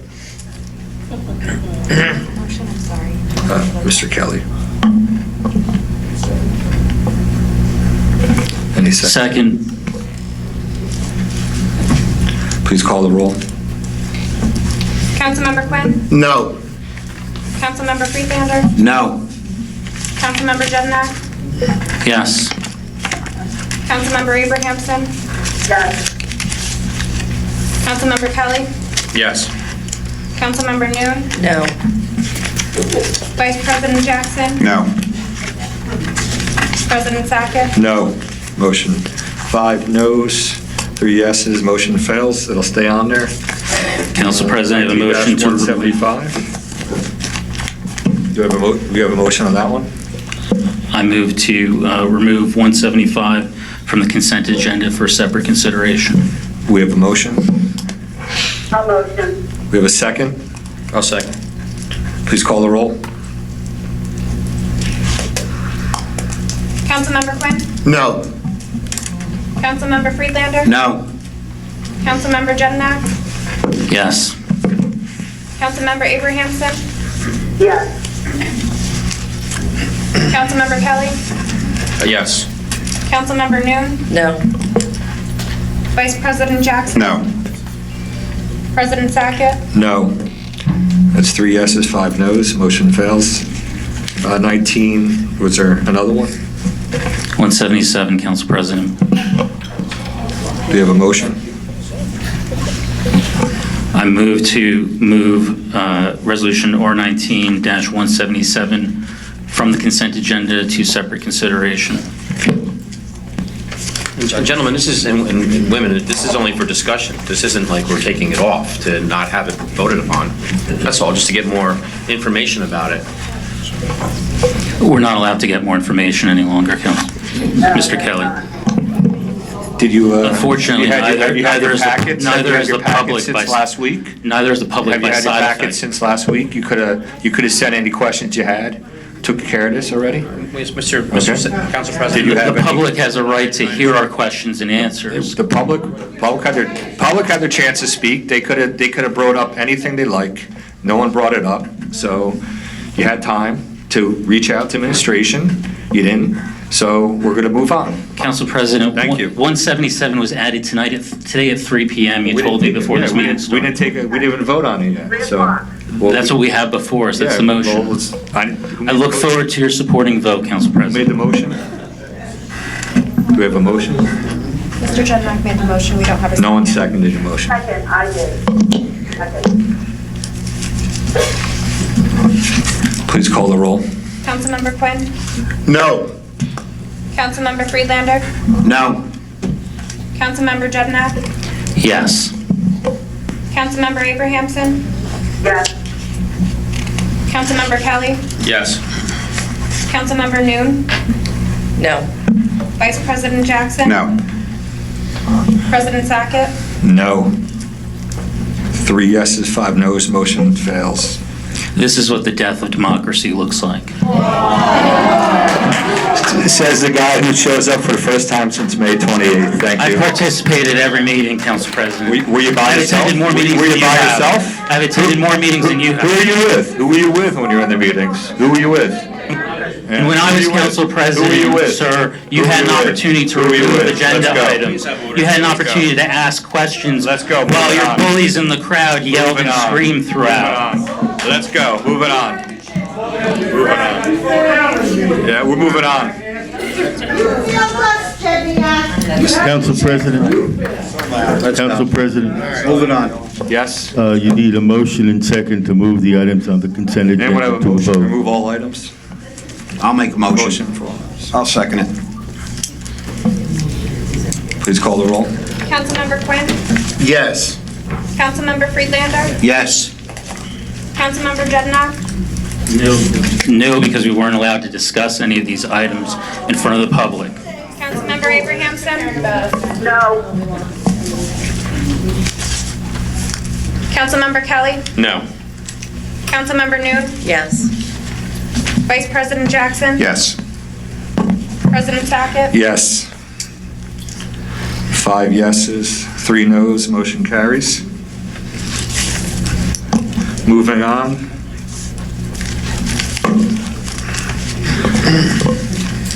Council President appointments. I have a few appointments to make since none were made in 2019.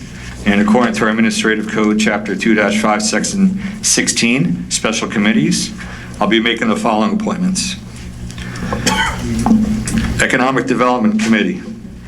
Chair, Councilman Sackett. Members, Councilwoman Noon, Councilmember Jackson. Library Board. Alternate, Councilman Jackson. Ordinance Committee. Chair, Councilman Quinn. Members, Councilman Friedlander, Councilwoman Noon. Vehicle Review Committee. Chair, Councilman Quinn. Members, Councilman Friedlander, Councilman Sackett.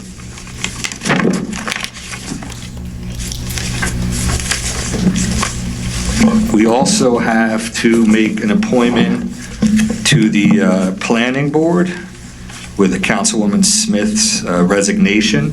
Council President, question, please? Yes. With respect to your motion to name people to the various committees that you announced, would you state that it was I asked you to state whether or not it was your intention that the appointments that you've made replace any existing seats on those committees? Correct. My suggestion would be that since you're moving on to a separate entity, namely the library board appointment, that you proceed by motion on the appointments that you just made? Can we have a motion for all the appointments? So moved. Second? Please call the roll.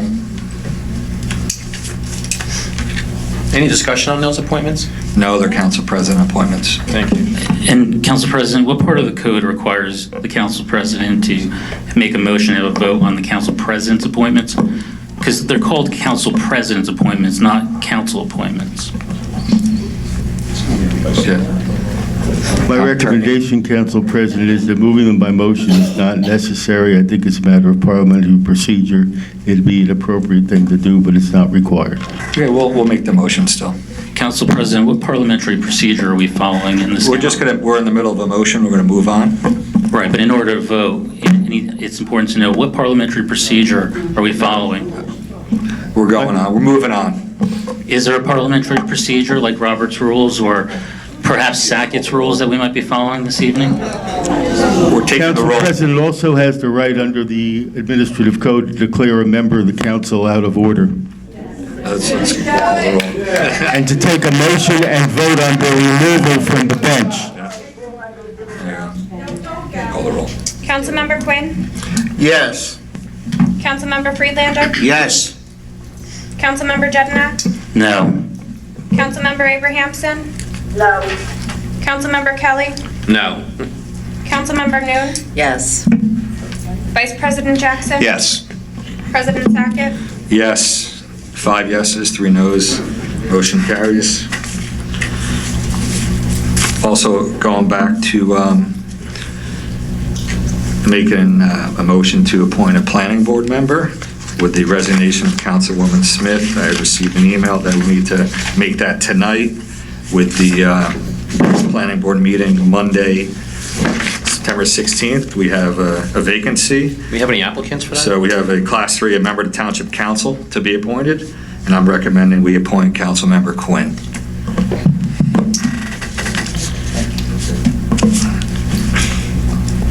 We have Got to make a motion for that? Yeah, please. I'll make a motion.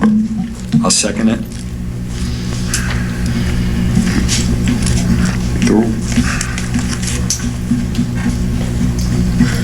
Yep. Councilmember Quinn? Yes. Councilmember Friedlander? Yes. Councilmember Jednak? No. Councilmember Abrahamson? Abstain. Councilmember Kelly? Yes. Councilmember Noon? Yes. Vice President Jackson? Yes. President Kelly? I'm sorry, President Sackett? I'll tell you yes again. I'm sorry. Yes. It's 9 5 yeses, 3 noes, motion carries. Excuse me, 5 yeses, 6 yeses, 1 no, 1 abstention, motion carries. Thank you. Moving on to old business. Do we have any old business? Yeah, I do, Council President. Sure. Mrs. Seeger, I had talked to you several meetings ago, and I still have a lot of interest that has come towards me with the potential dog park over on Snip Hill Road. I have another company, I'm a volunteer, again with materials, labor, and at no cost to the taxpayers for that.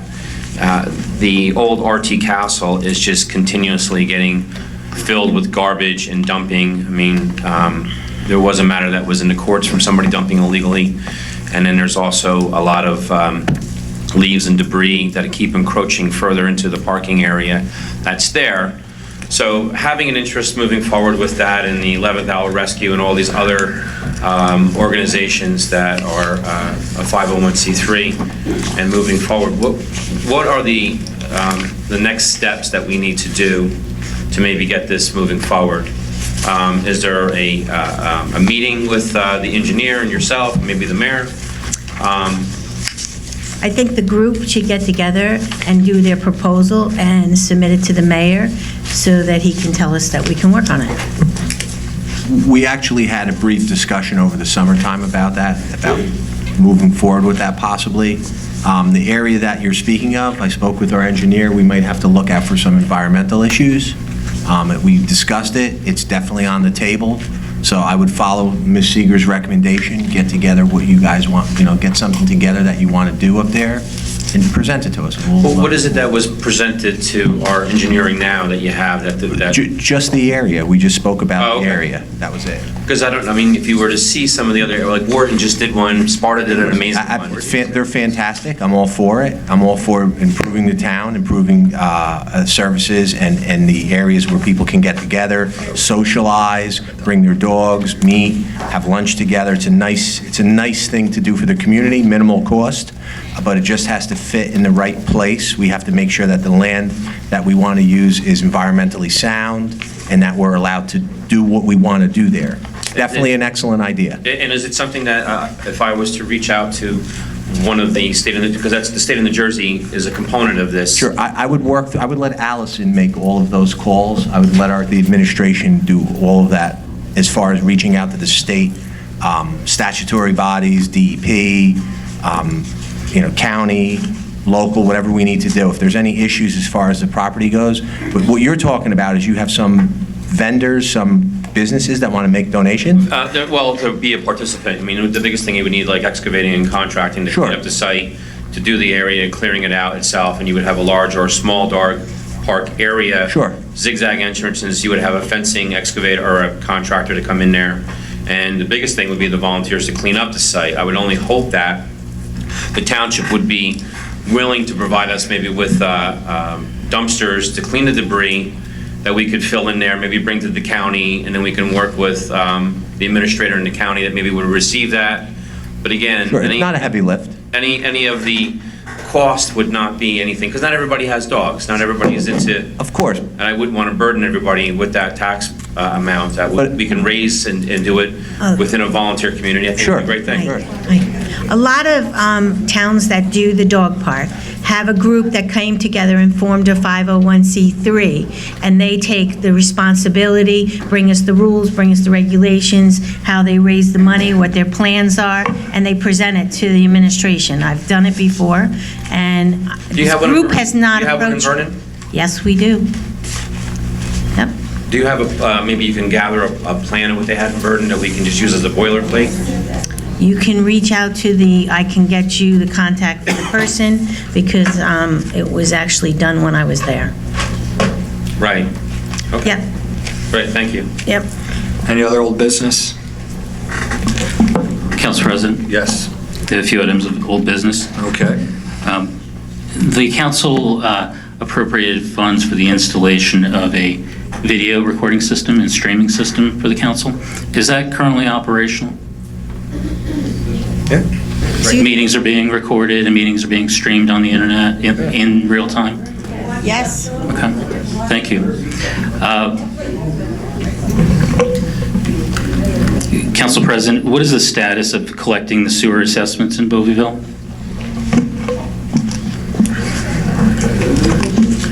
We're working on getting applicants for the committee.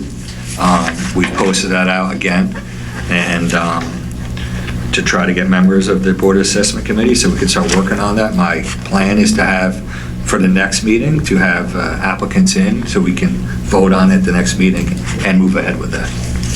Council President? Yes. Maybe you can ask the clerk, do we have any current members that applied for that position? Only those that were voted down at the last meeting. But we still have 3 names, they didn't retract their names? Correct. So we still have 3 right now, currently, Council President. We could make a motion tonight and move those 3 again. No, I'm not going to do that. Okay, thank I you. would like to make a motion and have the current applicants considered. We'll hold that for the next meeting.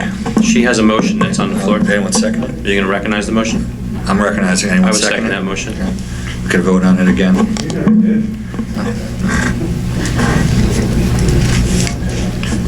I think under the. Do you have the, Ms. Abramson, do you have the names? Do you have the names? Financial. Do you have the names of the people? Because I don't know the names. Gentlemen, I don't have it. Okay. You have it at your, If we make a motion, we need the information. Mr. Simon, and there was one, I know it's Mr. Simon, Joe Simon. Desicky. What's their names? It is Mr. Simon, Mr. Dio. First name? It would be Joe Simon. Pat Dio. Pat Dio. And Dan Gusicki. They're the only applicants. And then there's also additional people, just 3 to get it started.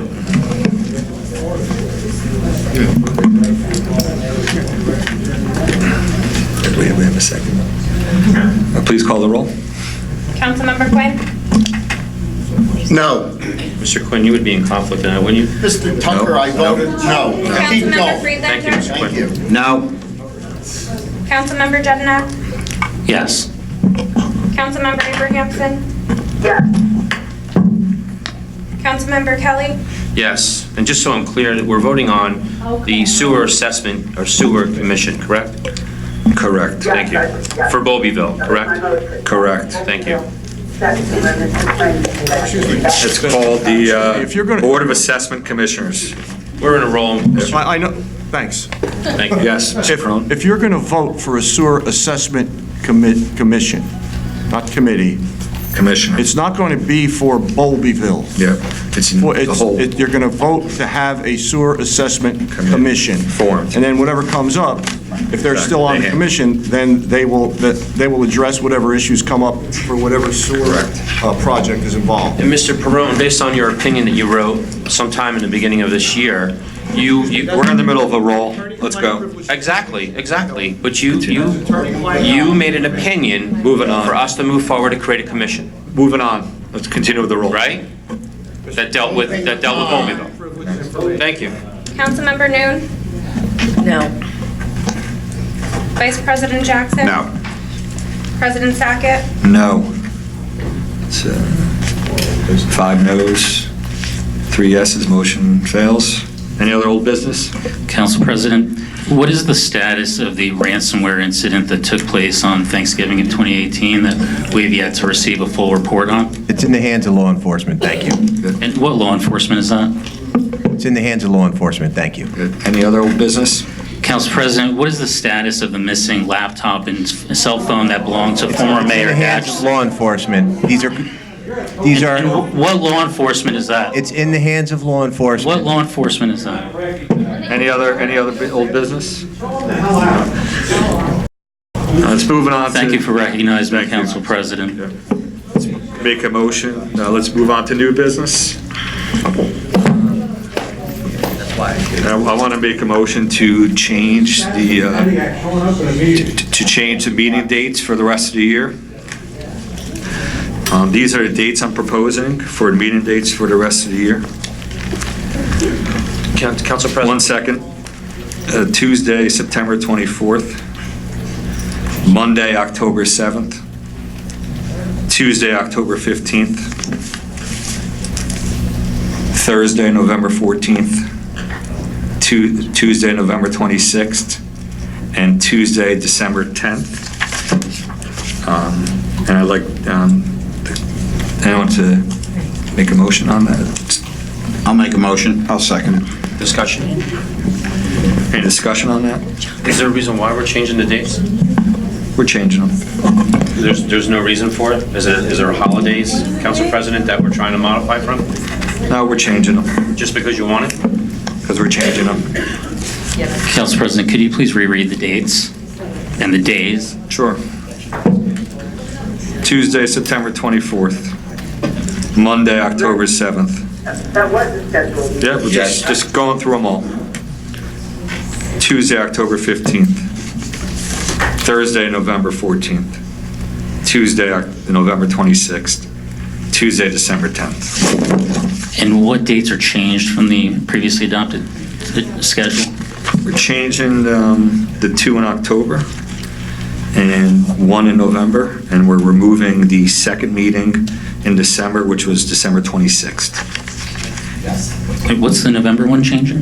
The November 12th was changing to the 14th.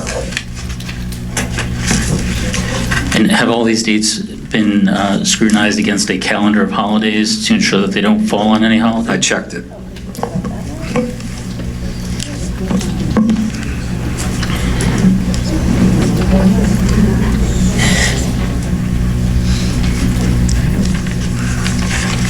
We have a motion? Mr. Friedlander. Do we have a second? Please call the roll. Council President, I just wanted to say it's unfortunate that these change dates couldn't have been sent to us for consideration in advance of this meeting. Thank you. You don't show up anyway. Please call the roll. Councilmember Quinn. Yes. Councilmember Friedlander. Yes. Councilmember Jednak. No. Councilmember Abrahamson. No. Councilmember Kelly. Without provided reason, no. Councilmember Noon. Yes. Vice President Jackson. Yes. President Sackett. Yes. 5 yeses, 3 noes, motion carries. And please make sure you appropriately advertise all changes. Any other new business? Moving on to reports. Councilman Jeniak. Council President, thank you for recognizing me for reports. I had the opportunity to attend the county's 9/11 memorial this past Sunday. It's a very moving memorial. If anyone hasn't yet had an opportunity to visit that memorial. We had a little bit of rain, but the clouds parted and we had sun in the end. Tomorrow is September 11th, so please take some time to consider the victims and family members of the victims of those attacks, as well as the 1993 attacks on the World Trade Center as well. Council President, we had a few people who came up to the dais to speak, including members of the what appears to be soon to be disbanded Financial Review Board. They omitted some information that I thought would be worthwhile sharing. Members of the Financial Review Board attended our budget meetings this year, and they raised issues during those budget meetings that assisted this council in taking action on the budget. And when we passed the budget, I thanked them then, and I want to thank them again for the work that they put into the budget process and joining us in that. They mentioned the reports that so the Financial Review Board, unlike the Environmental Commission, actually produced reports. This governing body voted to have those reports published on the town's website. The administration declined to do that. That was subject of, well, it was part of the litigation that was ongoing between the mayor and the council as well. The fact that the mayor refused to do that. I thank them for the comments they made about the annual audits, and that the annual audits that we've been receiving as a council haven't been identifying this ongoing issue for 20 years, and that they should be clarified to identify that issue. As well as the fact that it took 3 years for the attorney to report on that. And the first that I had heard of this, having been here for over 6 years, was only this past year. I also want to thank them for putting themselves up as volunteers, both on the Financial Review Board, but also their names to be on the Board of Assessment to try to address the issue of Beauvieville proactively. I thank them for having done that the first time at the last meeting where we voted on them, and they were unfortunately voted against by a majority of the council. And I thank them for being willing to be nominated again this evening, despite having been voted against by a majority of the council as well. Thank you, Council President. Thank you, Councilman Kelly. Just a couple of small things. One, Mr. Sheard, I wish you the best on your retirement coming up. Thank you. Congratulations to that having in there. How many years have you put in? A little over 29 and a half. 29 and a half years. Over half my life.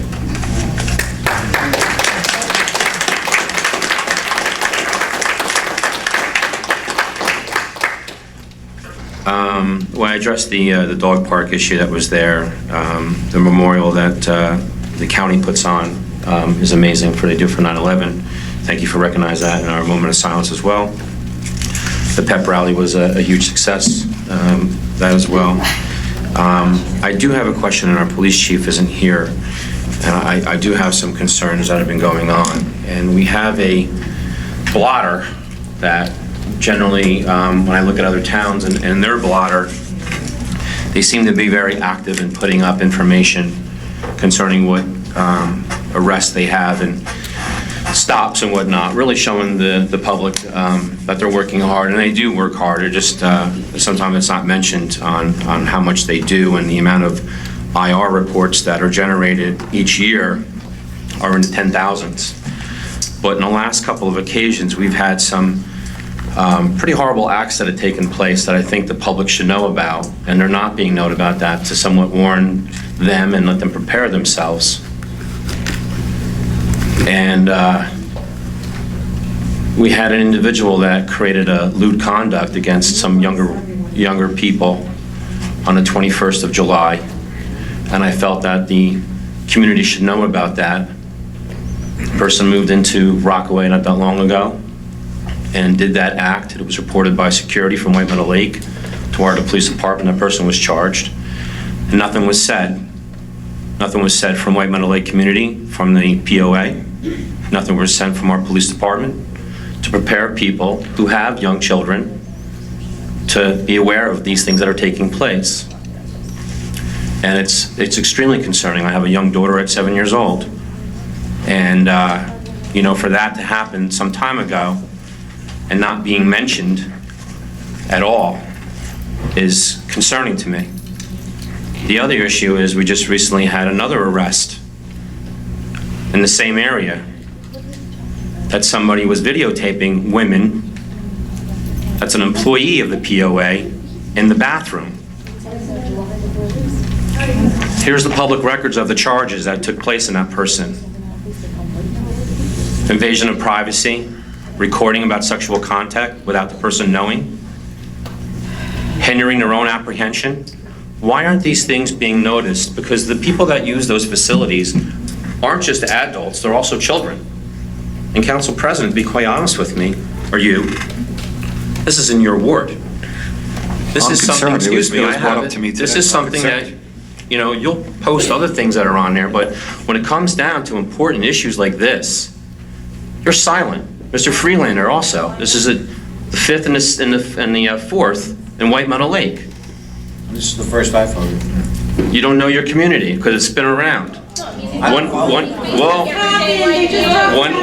One person, you bash somebody that actually puts it on there pretty good and notices it on Facebook, and it's a problem. But rather than... Council President, I thought this was council reports. It is. And my report is we don't have a blotter. We don't have a way of notifying people of these ridiculous, crazy acts that people are committing that are going on there. Festival day where everybody's there, we have children that are around, we have children that use the facilities and that, and we're going to keep this silent, and you're going to actually chastise the one that's bringing it forward? That's concerning. Anything can be done on this with the, anything on that? The motion to declare the speaker out of order. With the police blotter? Listen, there are certain things that take place in the township, and they go from the township. If someone's charged, it goes through the county. The police chief has to be very careful what he releases. It goes, anything that's law enforcement related gets disseminated through the police department. It does not get disseminated through the administration. By statute, the administration is not allowed to interfere with the day-to-day operations of the police department. It's been proven over and over. Certain towns have had police directors. There's case law on it. They're not allowed to get involved in the day-to-day operations of the police department. If you are in danger, if there is someone in your neighborhood, or there's a need for you to be locked inside or sheltered inside, it goes out. It goes out on Nix Hill. It goes out in notifications. I've seen those notifications. And there are press releases that are done on certain issues, on certain law enforcement actions, once they're cleared through our prosecutor's office or whatever law enforcement agency, if it's federal, state, it gets cleared through them. There are releases if the public is in imminent danger, imminent harm. Mr. Mayor. Sometimes we like to put things out, and it just fuels fuels certain things, and it fuels emotions. Mr. Mayor, it is public record. Okay, great. And the other thing is, there's multiple victims. If they don't know about it, Okay, I'm sure that the police department is going to work with those people. I don't know who the victims are. I mean, you may know more than I do. You've done some research, obviously. well, I mean, you do too. I mean, you were actually... No, I didn't do research on this. You have some paperwork up there. You were actually having text messages with one of the individuals about it, about the lewd conduct on the one.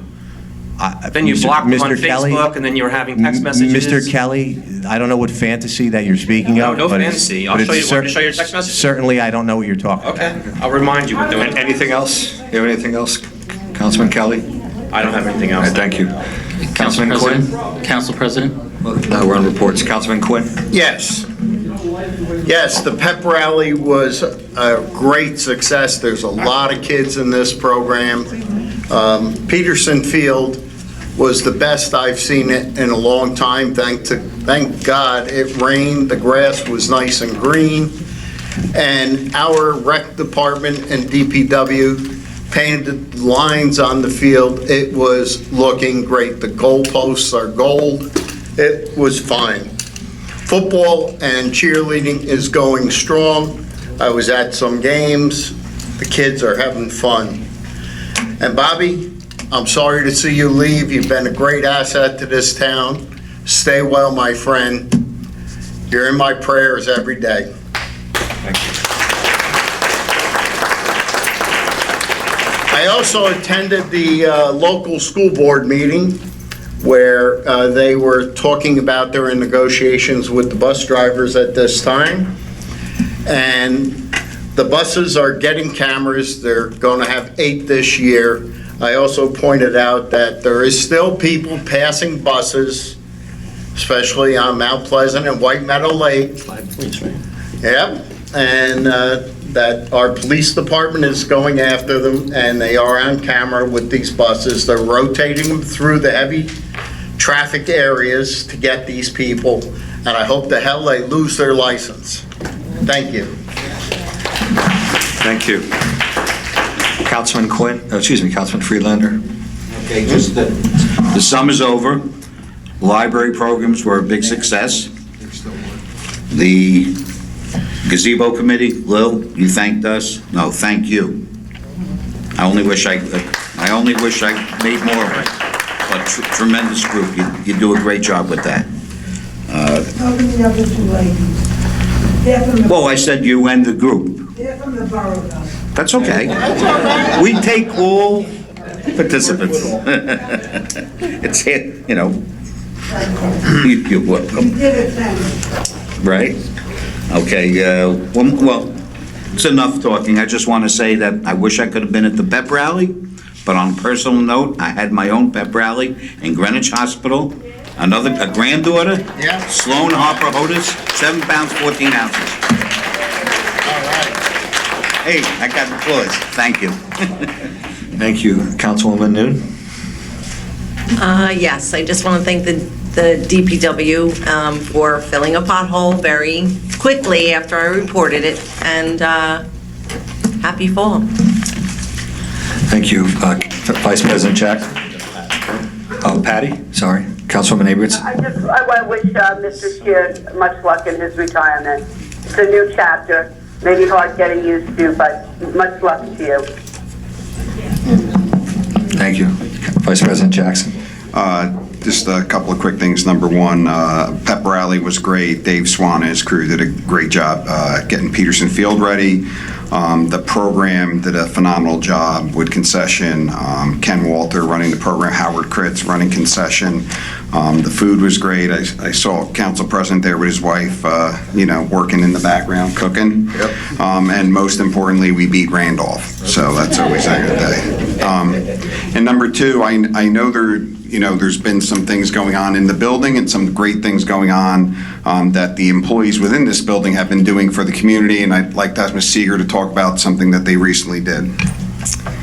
The employees got together and had a back-to-school luncheon, and everybody donated supplies for the children, and they're going to be given to the schools to help the children who need it. Great work.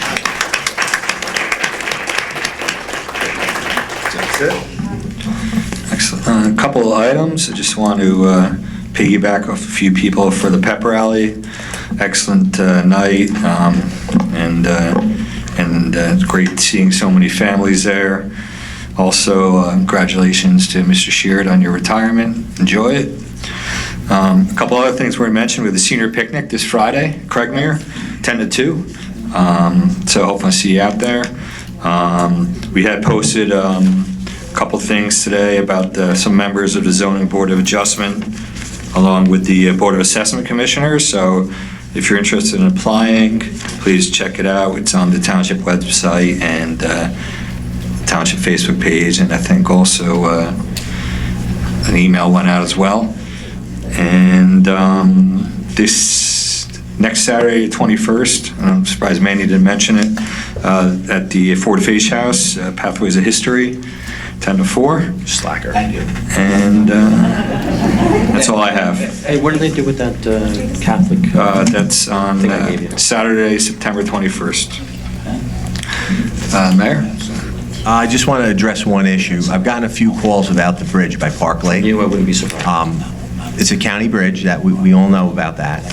They are in the process of getting bids in. They're working on it. We have been in contact with them, myself, Allison, our engineering department.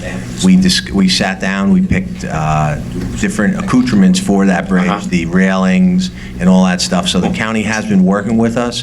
Unfortunately, sometimes the bidding process takes a little bit of time. I'm going to let Allison, when we get to her, I'll let her speak a little bit more as to what's going on with that, but I just wanted to give that to you as a precursor. Thank you. We have Township Attorney. In view of the coming closed session, no report at this time. Moving on to administration, Ms. Seeger. Thank you. I just want to remind everybody, the police is doing new community outreach program, and they have a police rodeo that they're doing for the first time on September 29th at Peterson Field from 11 to 1.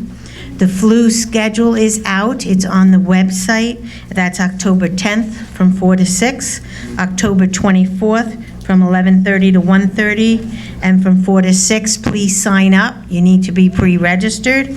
And a senior picnic was already mentioned, and the staff having a luncheon. Thank you. Thank you. Lisa? No report, thank you. Allison? Yes, to go off with what Mayor Puzzio was saying, we have had recent conversations with the county, so they are still on par to go to construction with that bridge over by Parks Lake in the fall. Hopefully, they'll go to construction in October. I know it is an inconvenience to everybody, but we are on them to go to construction. They had some DEP permits that they had to do, so, and they've got some nice plans for us, so. Mr. Dyer? I'm good. Mr. Sheard? I'm good. Okay. Closing our reports. Moving on to number 15, closed session. 14? No, 15. Resolution 19-176. Resolution authorizing executive closed session in accordance with New Jersey Open Public Meetings Act to discuss pending litigation in the matter of Michael Puzzio versus Rockaway Township Council. It's all docket number MRS-L-378-19. Make a motion. I'll second it. Call the roll. Council President? Yeah, Council President, I should ask the clerk to read the resolution in its entirety.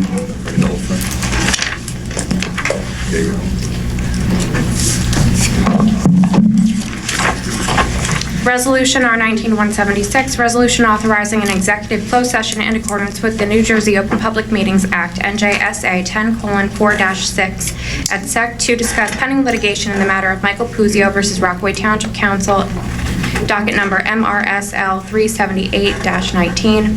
Whereas the New Jersey Open Public Meetings Act generally requires that meetings be open to the public, and whereas the Open Public Meetings Act further provides that a public body may exclude the public from a portion of the meeting at which the public body discusses items enumerated in the Open Public Meetings Act at NJSA 10:4-12B, which items are recognized as requiring confidentiality, and whereas it is necessary and appropriate for the Rockaway Township Council to discuss certain matters in a meeting not open to the public consistent with NJSA 10:4-12B. Now therefore be it resolved by the Township Council of the Township of Rockaway, Morris County, New Jersey as follows. 1, the Rockaway Township Council shall immediately hold an executive session from which the public shall be excluded. 2, the general nature of the subjects discussed at said executive session shall be as follows. Pending litigation in the matter of Mayor Michael Puzio versus Rockaway Township Council et al.'s docket number MRS-L-378-19. The minutes of the executive session shall be made available for disclosure to the public consistent with NJSA 10:4-13 when the items which are the subject of the closed session discussion are resolved and the reason for confidentiality no longer exists, which at present is anticipated to be approximately 30 days or to the next scheduled council meeting. In the event that reasons for confidentiality exist beyond such time, the public will be advised appropriately. 4, it is anticipated that the council will be in closed session on the stated matters for 45 minutes. In the event that the closed session must extend beyond 45 minutes, the council will recess the closed session, and the public will be advised of the estimated time required to complete the closed session, or whether the closed session will be continued at a subsequent council meeting. 5, following the closed session, the council may take action on the matter which is the subject of the closed session. It is hereby certified that this is a true copy of a resolution adopted by the Township Council of the Township of Rockaway on September 10th, 2019. Council has a question before we vote. Does council have any concerns or feedback regarding having a closed session with somebody calling in where we, can't validate that they're alone or anything like that? Well, that would not be, respectfully, Mr. Jackson, that would not be for us to have a concern. That would be for the council. The concern with remote attendance at closed sessions is the issue of privacy, recording, disclosure of information to other persons who may be in the room at the remote location, things of that nature. But that would be a determination for the council to make. And when you say determination, what recourse would we have if there's a concern? Well, the council has the power to vote to prevent or prohibit remote closed session participation in the council. Council President, if I may be recognized? Sure. Before we go into this, Mr. Jackson, and it's obvious your complete dislike to Mrs. Abrahamson. We know, Mr. Sackett, you are truly aware of the condition and the situation that Mrs. Abrahamson's in. And because of that situation, we're not going to divulge that. But in this case, where we receive opinions from our town attorney on our emails or in person, for whatever reason, sometimes those opinions are up on social media sites and stuff like that. There's never been a concern when we receive opinions or information from our attorneys at our computers, which are in our homes or in our offices with people in and out of our homes or offices. And now we're going to make an issue because Mrs. Abrahamson, who was unable to attend, she provided you with that information. I'm sure she can guarantee that she has nobody with her. She provided me with half the information I requested, not all. What was the information you were looking for? I asked her location. She did not provide it. So her location makes a difference where she's at? Yeah, I want to know where she was going to be. Did you ask if she... Excuse me. I did ask her. If she's by herself? I did ask her where her location would be. She never responded. Did you ask if she was by herself right now? I haven't asked anything right now. Did you ask her if she's by herself? Move on. Nope. Council President. You're depriving somebody to participate in a closed session. I haven't done anything. Well, it's obviously what you guys are organizing here. Well, I don't do it. Not at all. You guys do. Council President, thank you for recognizing me. Council President, I'm glad that no action has been taken yet, and I would ask that the Council President, Council Vice President, and the Council as a whole consider the fact that we have something called the Americans with Disabilities Act, which requires all employers, including governing bodies, to make reasonable accommodations. And council members are part-time employees. Council President, I do have a question. The closed session resolution that was read references docket number MRS-L-378-19. The council has an appointed attorney for that litigation. Is that attorney present this evening? And will that attorney be present for the closed session? I don't see Mr. Deininger. Mr. Deininger, if you're here, can you raise your hand or stand up? I don't see Mr. Deininger here, Council President. Town Attorney. The presence or absence of Mr. Deininger, or Deininger, as I believe he correctly pronounces it, for the purposes of the closed session is not required, and it relates, the closed session relates, as the council will recall, there was a direction coming out of the council, I'm being very careful with my language, to Mr. Deininger to take certain actions following a prior closed session. It's in relation, this closed session is in relation to the actions taken by Mr. Deininger after receiving a mandate from the council to act in a particular fashion.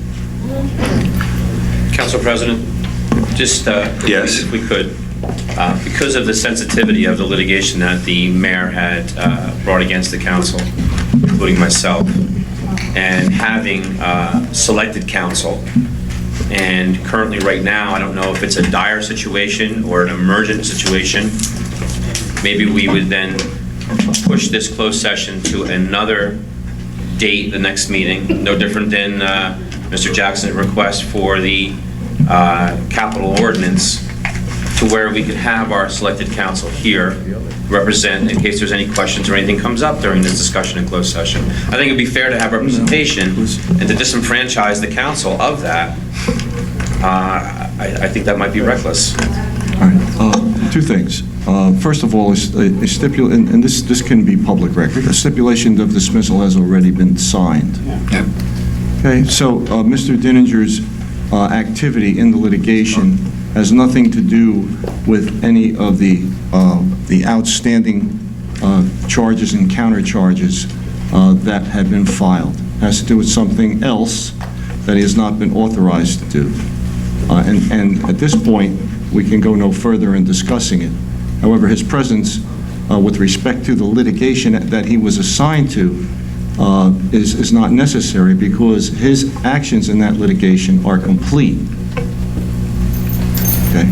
In addition, it is an emergent circumstance because there has been something filed which requires response by a certain date, and in fact, if we held it for the next council meeting, it would cost the township additional money in order to go forward with a response to something that's been filed, and the issue to be resolved this evening is whether or not whatever has been provided to the court at this point is appropriate, and whether or not it's approved by the council, and whether or not the council will direct that the action that's been taken be reversed.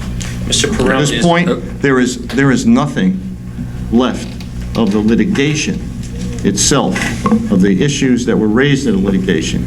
Stipulation has been signed. That's about it. Mr. Perrone, are you answering for Mr. Deininger as to whether or not he believes he... I'm not answering for Mr. Okay, Deininger. and is Mr. Brewer, who actually represents the mayor, he's here. And has Mr. Brewer had any communication with Mr. Deininger about tonight? Maybe he can be asked those questions in private session. Okay. Well, Move on. it would be better to know now before we go into private session. No, it wouldn't. Let's move on. Council President. Speak about now. Council President. Yes. Was notice sent to Mr. Deininger about the closed session this evening? So he could attend? I heard Council Vice President Jackson say no. Was it required to send him notice? No. And was he sent notice? No. Okay. Council President, we have an appointed attorney in this case. I want to note for the record that I object to the lack of our appointed attorney in this litigation being here. What attorney will be with us in closed session? With whom? The township attorney. And that is Mr. Perone and Mr. Yachafano? Correct. And Council President, do they have any ethical concerns about meeting with a client of another attorney without that attorney present? I believe we're no longer his client. Yeah. Well, we are, because there's still a motion and there's still a hearing date scheduled. And the court has not acted on any motion or stipulation. So he is still our attorney. We are still his client. He was hired for one job. The job's complete, so we're going to finish it up. It's not complete until it's heard by the court and the court takes action. We're moving on. So is the, Council President, do the township attorneys have any ethical concerns about meeting with the clients of another attorney? You're improperly stating what the situation is, so the statement that you just made does not require an answer. Mr. Perone, has the matter been adjudicated yet? What is it? What do you mean adjudicated? Has it been complete? Has it been dismissed with prejudice, without prejudice? Disposed of by the court. Is there an order? Let's call the roll, please. Excuse me, his job is done. The judge is signed. Relative to what he was assigned by contract. It's- We're taking the roll. The judge is done. We're taking the roll. Councilmember Quinn? Yes. Councilmember Friedlander? Yes. Councilmember Jednak? Not without our duly appointed attorney present, no. Councilmember Abrahamson? No. Councilmember Kelly? I do not have representation, and I do not feel comfortable going in closed session, no.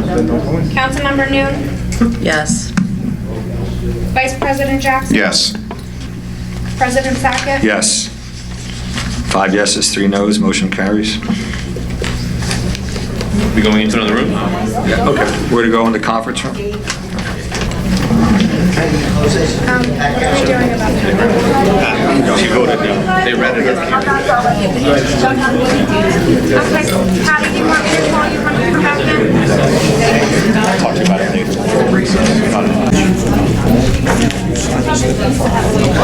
Why haven't we filed this in the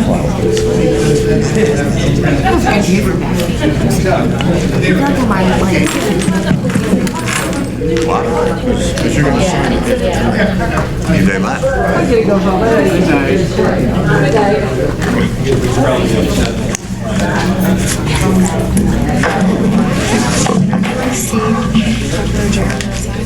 No, good luck. Got a motion to come out of closed session, please, Council President? Make the motion to come out of closed session. I'll second it.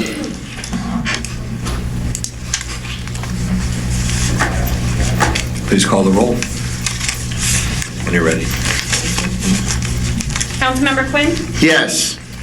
Councilmember Friedlander? Yes. Councilmember Abrahamson? Here.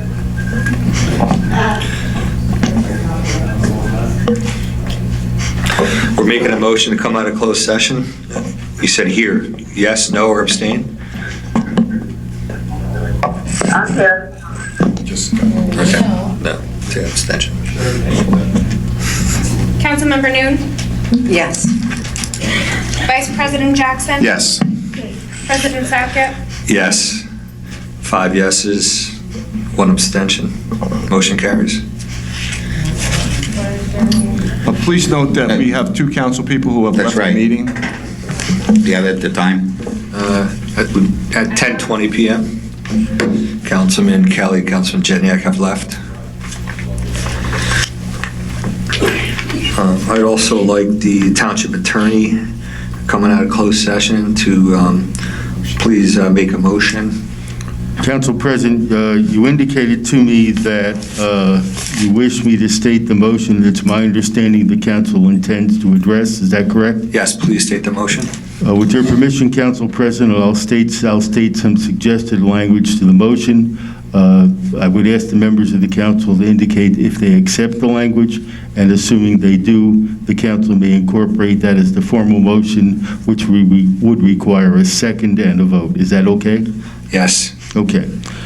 State the motion as follows. It's a motion to direct Christopher Dieninger Esquire to withdraw all pending motions filed on behalf of the Rockaway Township Council in the matter entitled Mayor Michael Puzio v. Rockaway Township Council et al., docket number MRS L 378-19, and further directing Christopher Diener Esquire that he is not authorized to file any motions or other pleadings on behalf of the Rockaway Township Council without prior approval by resolution of the council.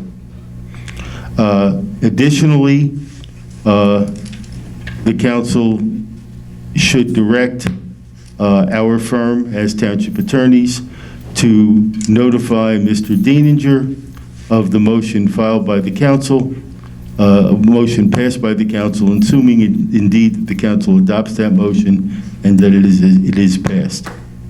So that's the motion. I'll read it once again. The motion is to direct Christopher Diener Esquire to withdraw all pending motions filed on behalf of the Rockaway Township Council in the matter of Mayor Michael Puzio v. Rockaway Township Council et al., docket number MRS L 378-19, and further directing Christopher Diener Esquire that he is not authorized to file any motions or other pleadings on behalf of the Rockaway Township Council without prior approval by resolution of the council. You want to make it? I'll make the motion. I'll second it. Please call the roll. Councilmember Quinn? Yes. Councilmember Friedlander? Yes. Councilmember Abrahamson? Abstain. Councilmember Noon? Yes. Vice President Jackson? Yes. President Sackett? Yes, that's 5 yeses, 1 abstain, 1 abstention. Motion carries. And Council President, may I assume that with the passage of that motion, we are authorized to communicate it to Mr. Diener, as I indicated earlier? Yes, thank you. Thank you, sir. Make a motion to adjourn. Aye. So moved. All in favor? Aye. Meeting adjourned. Chris, here's actually that Jeremy left. Thank you. Here's this packet.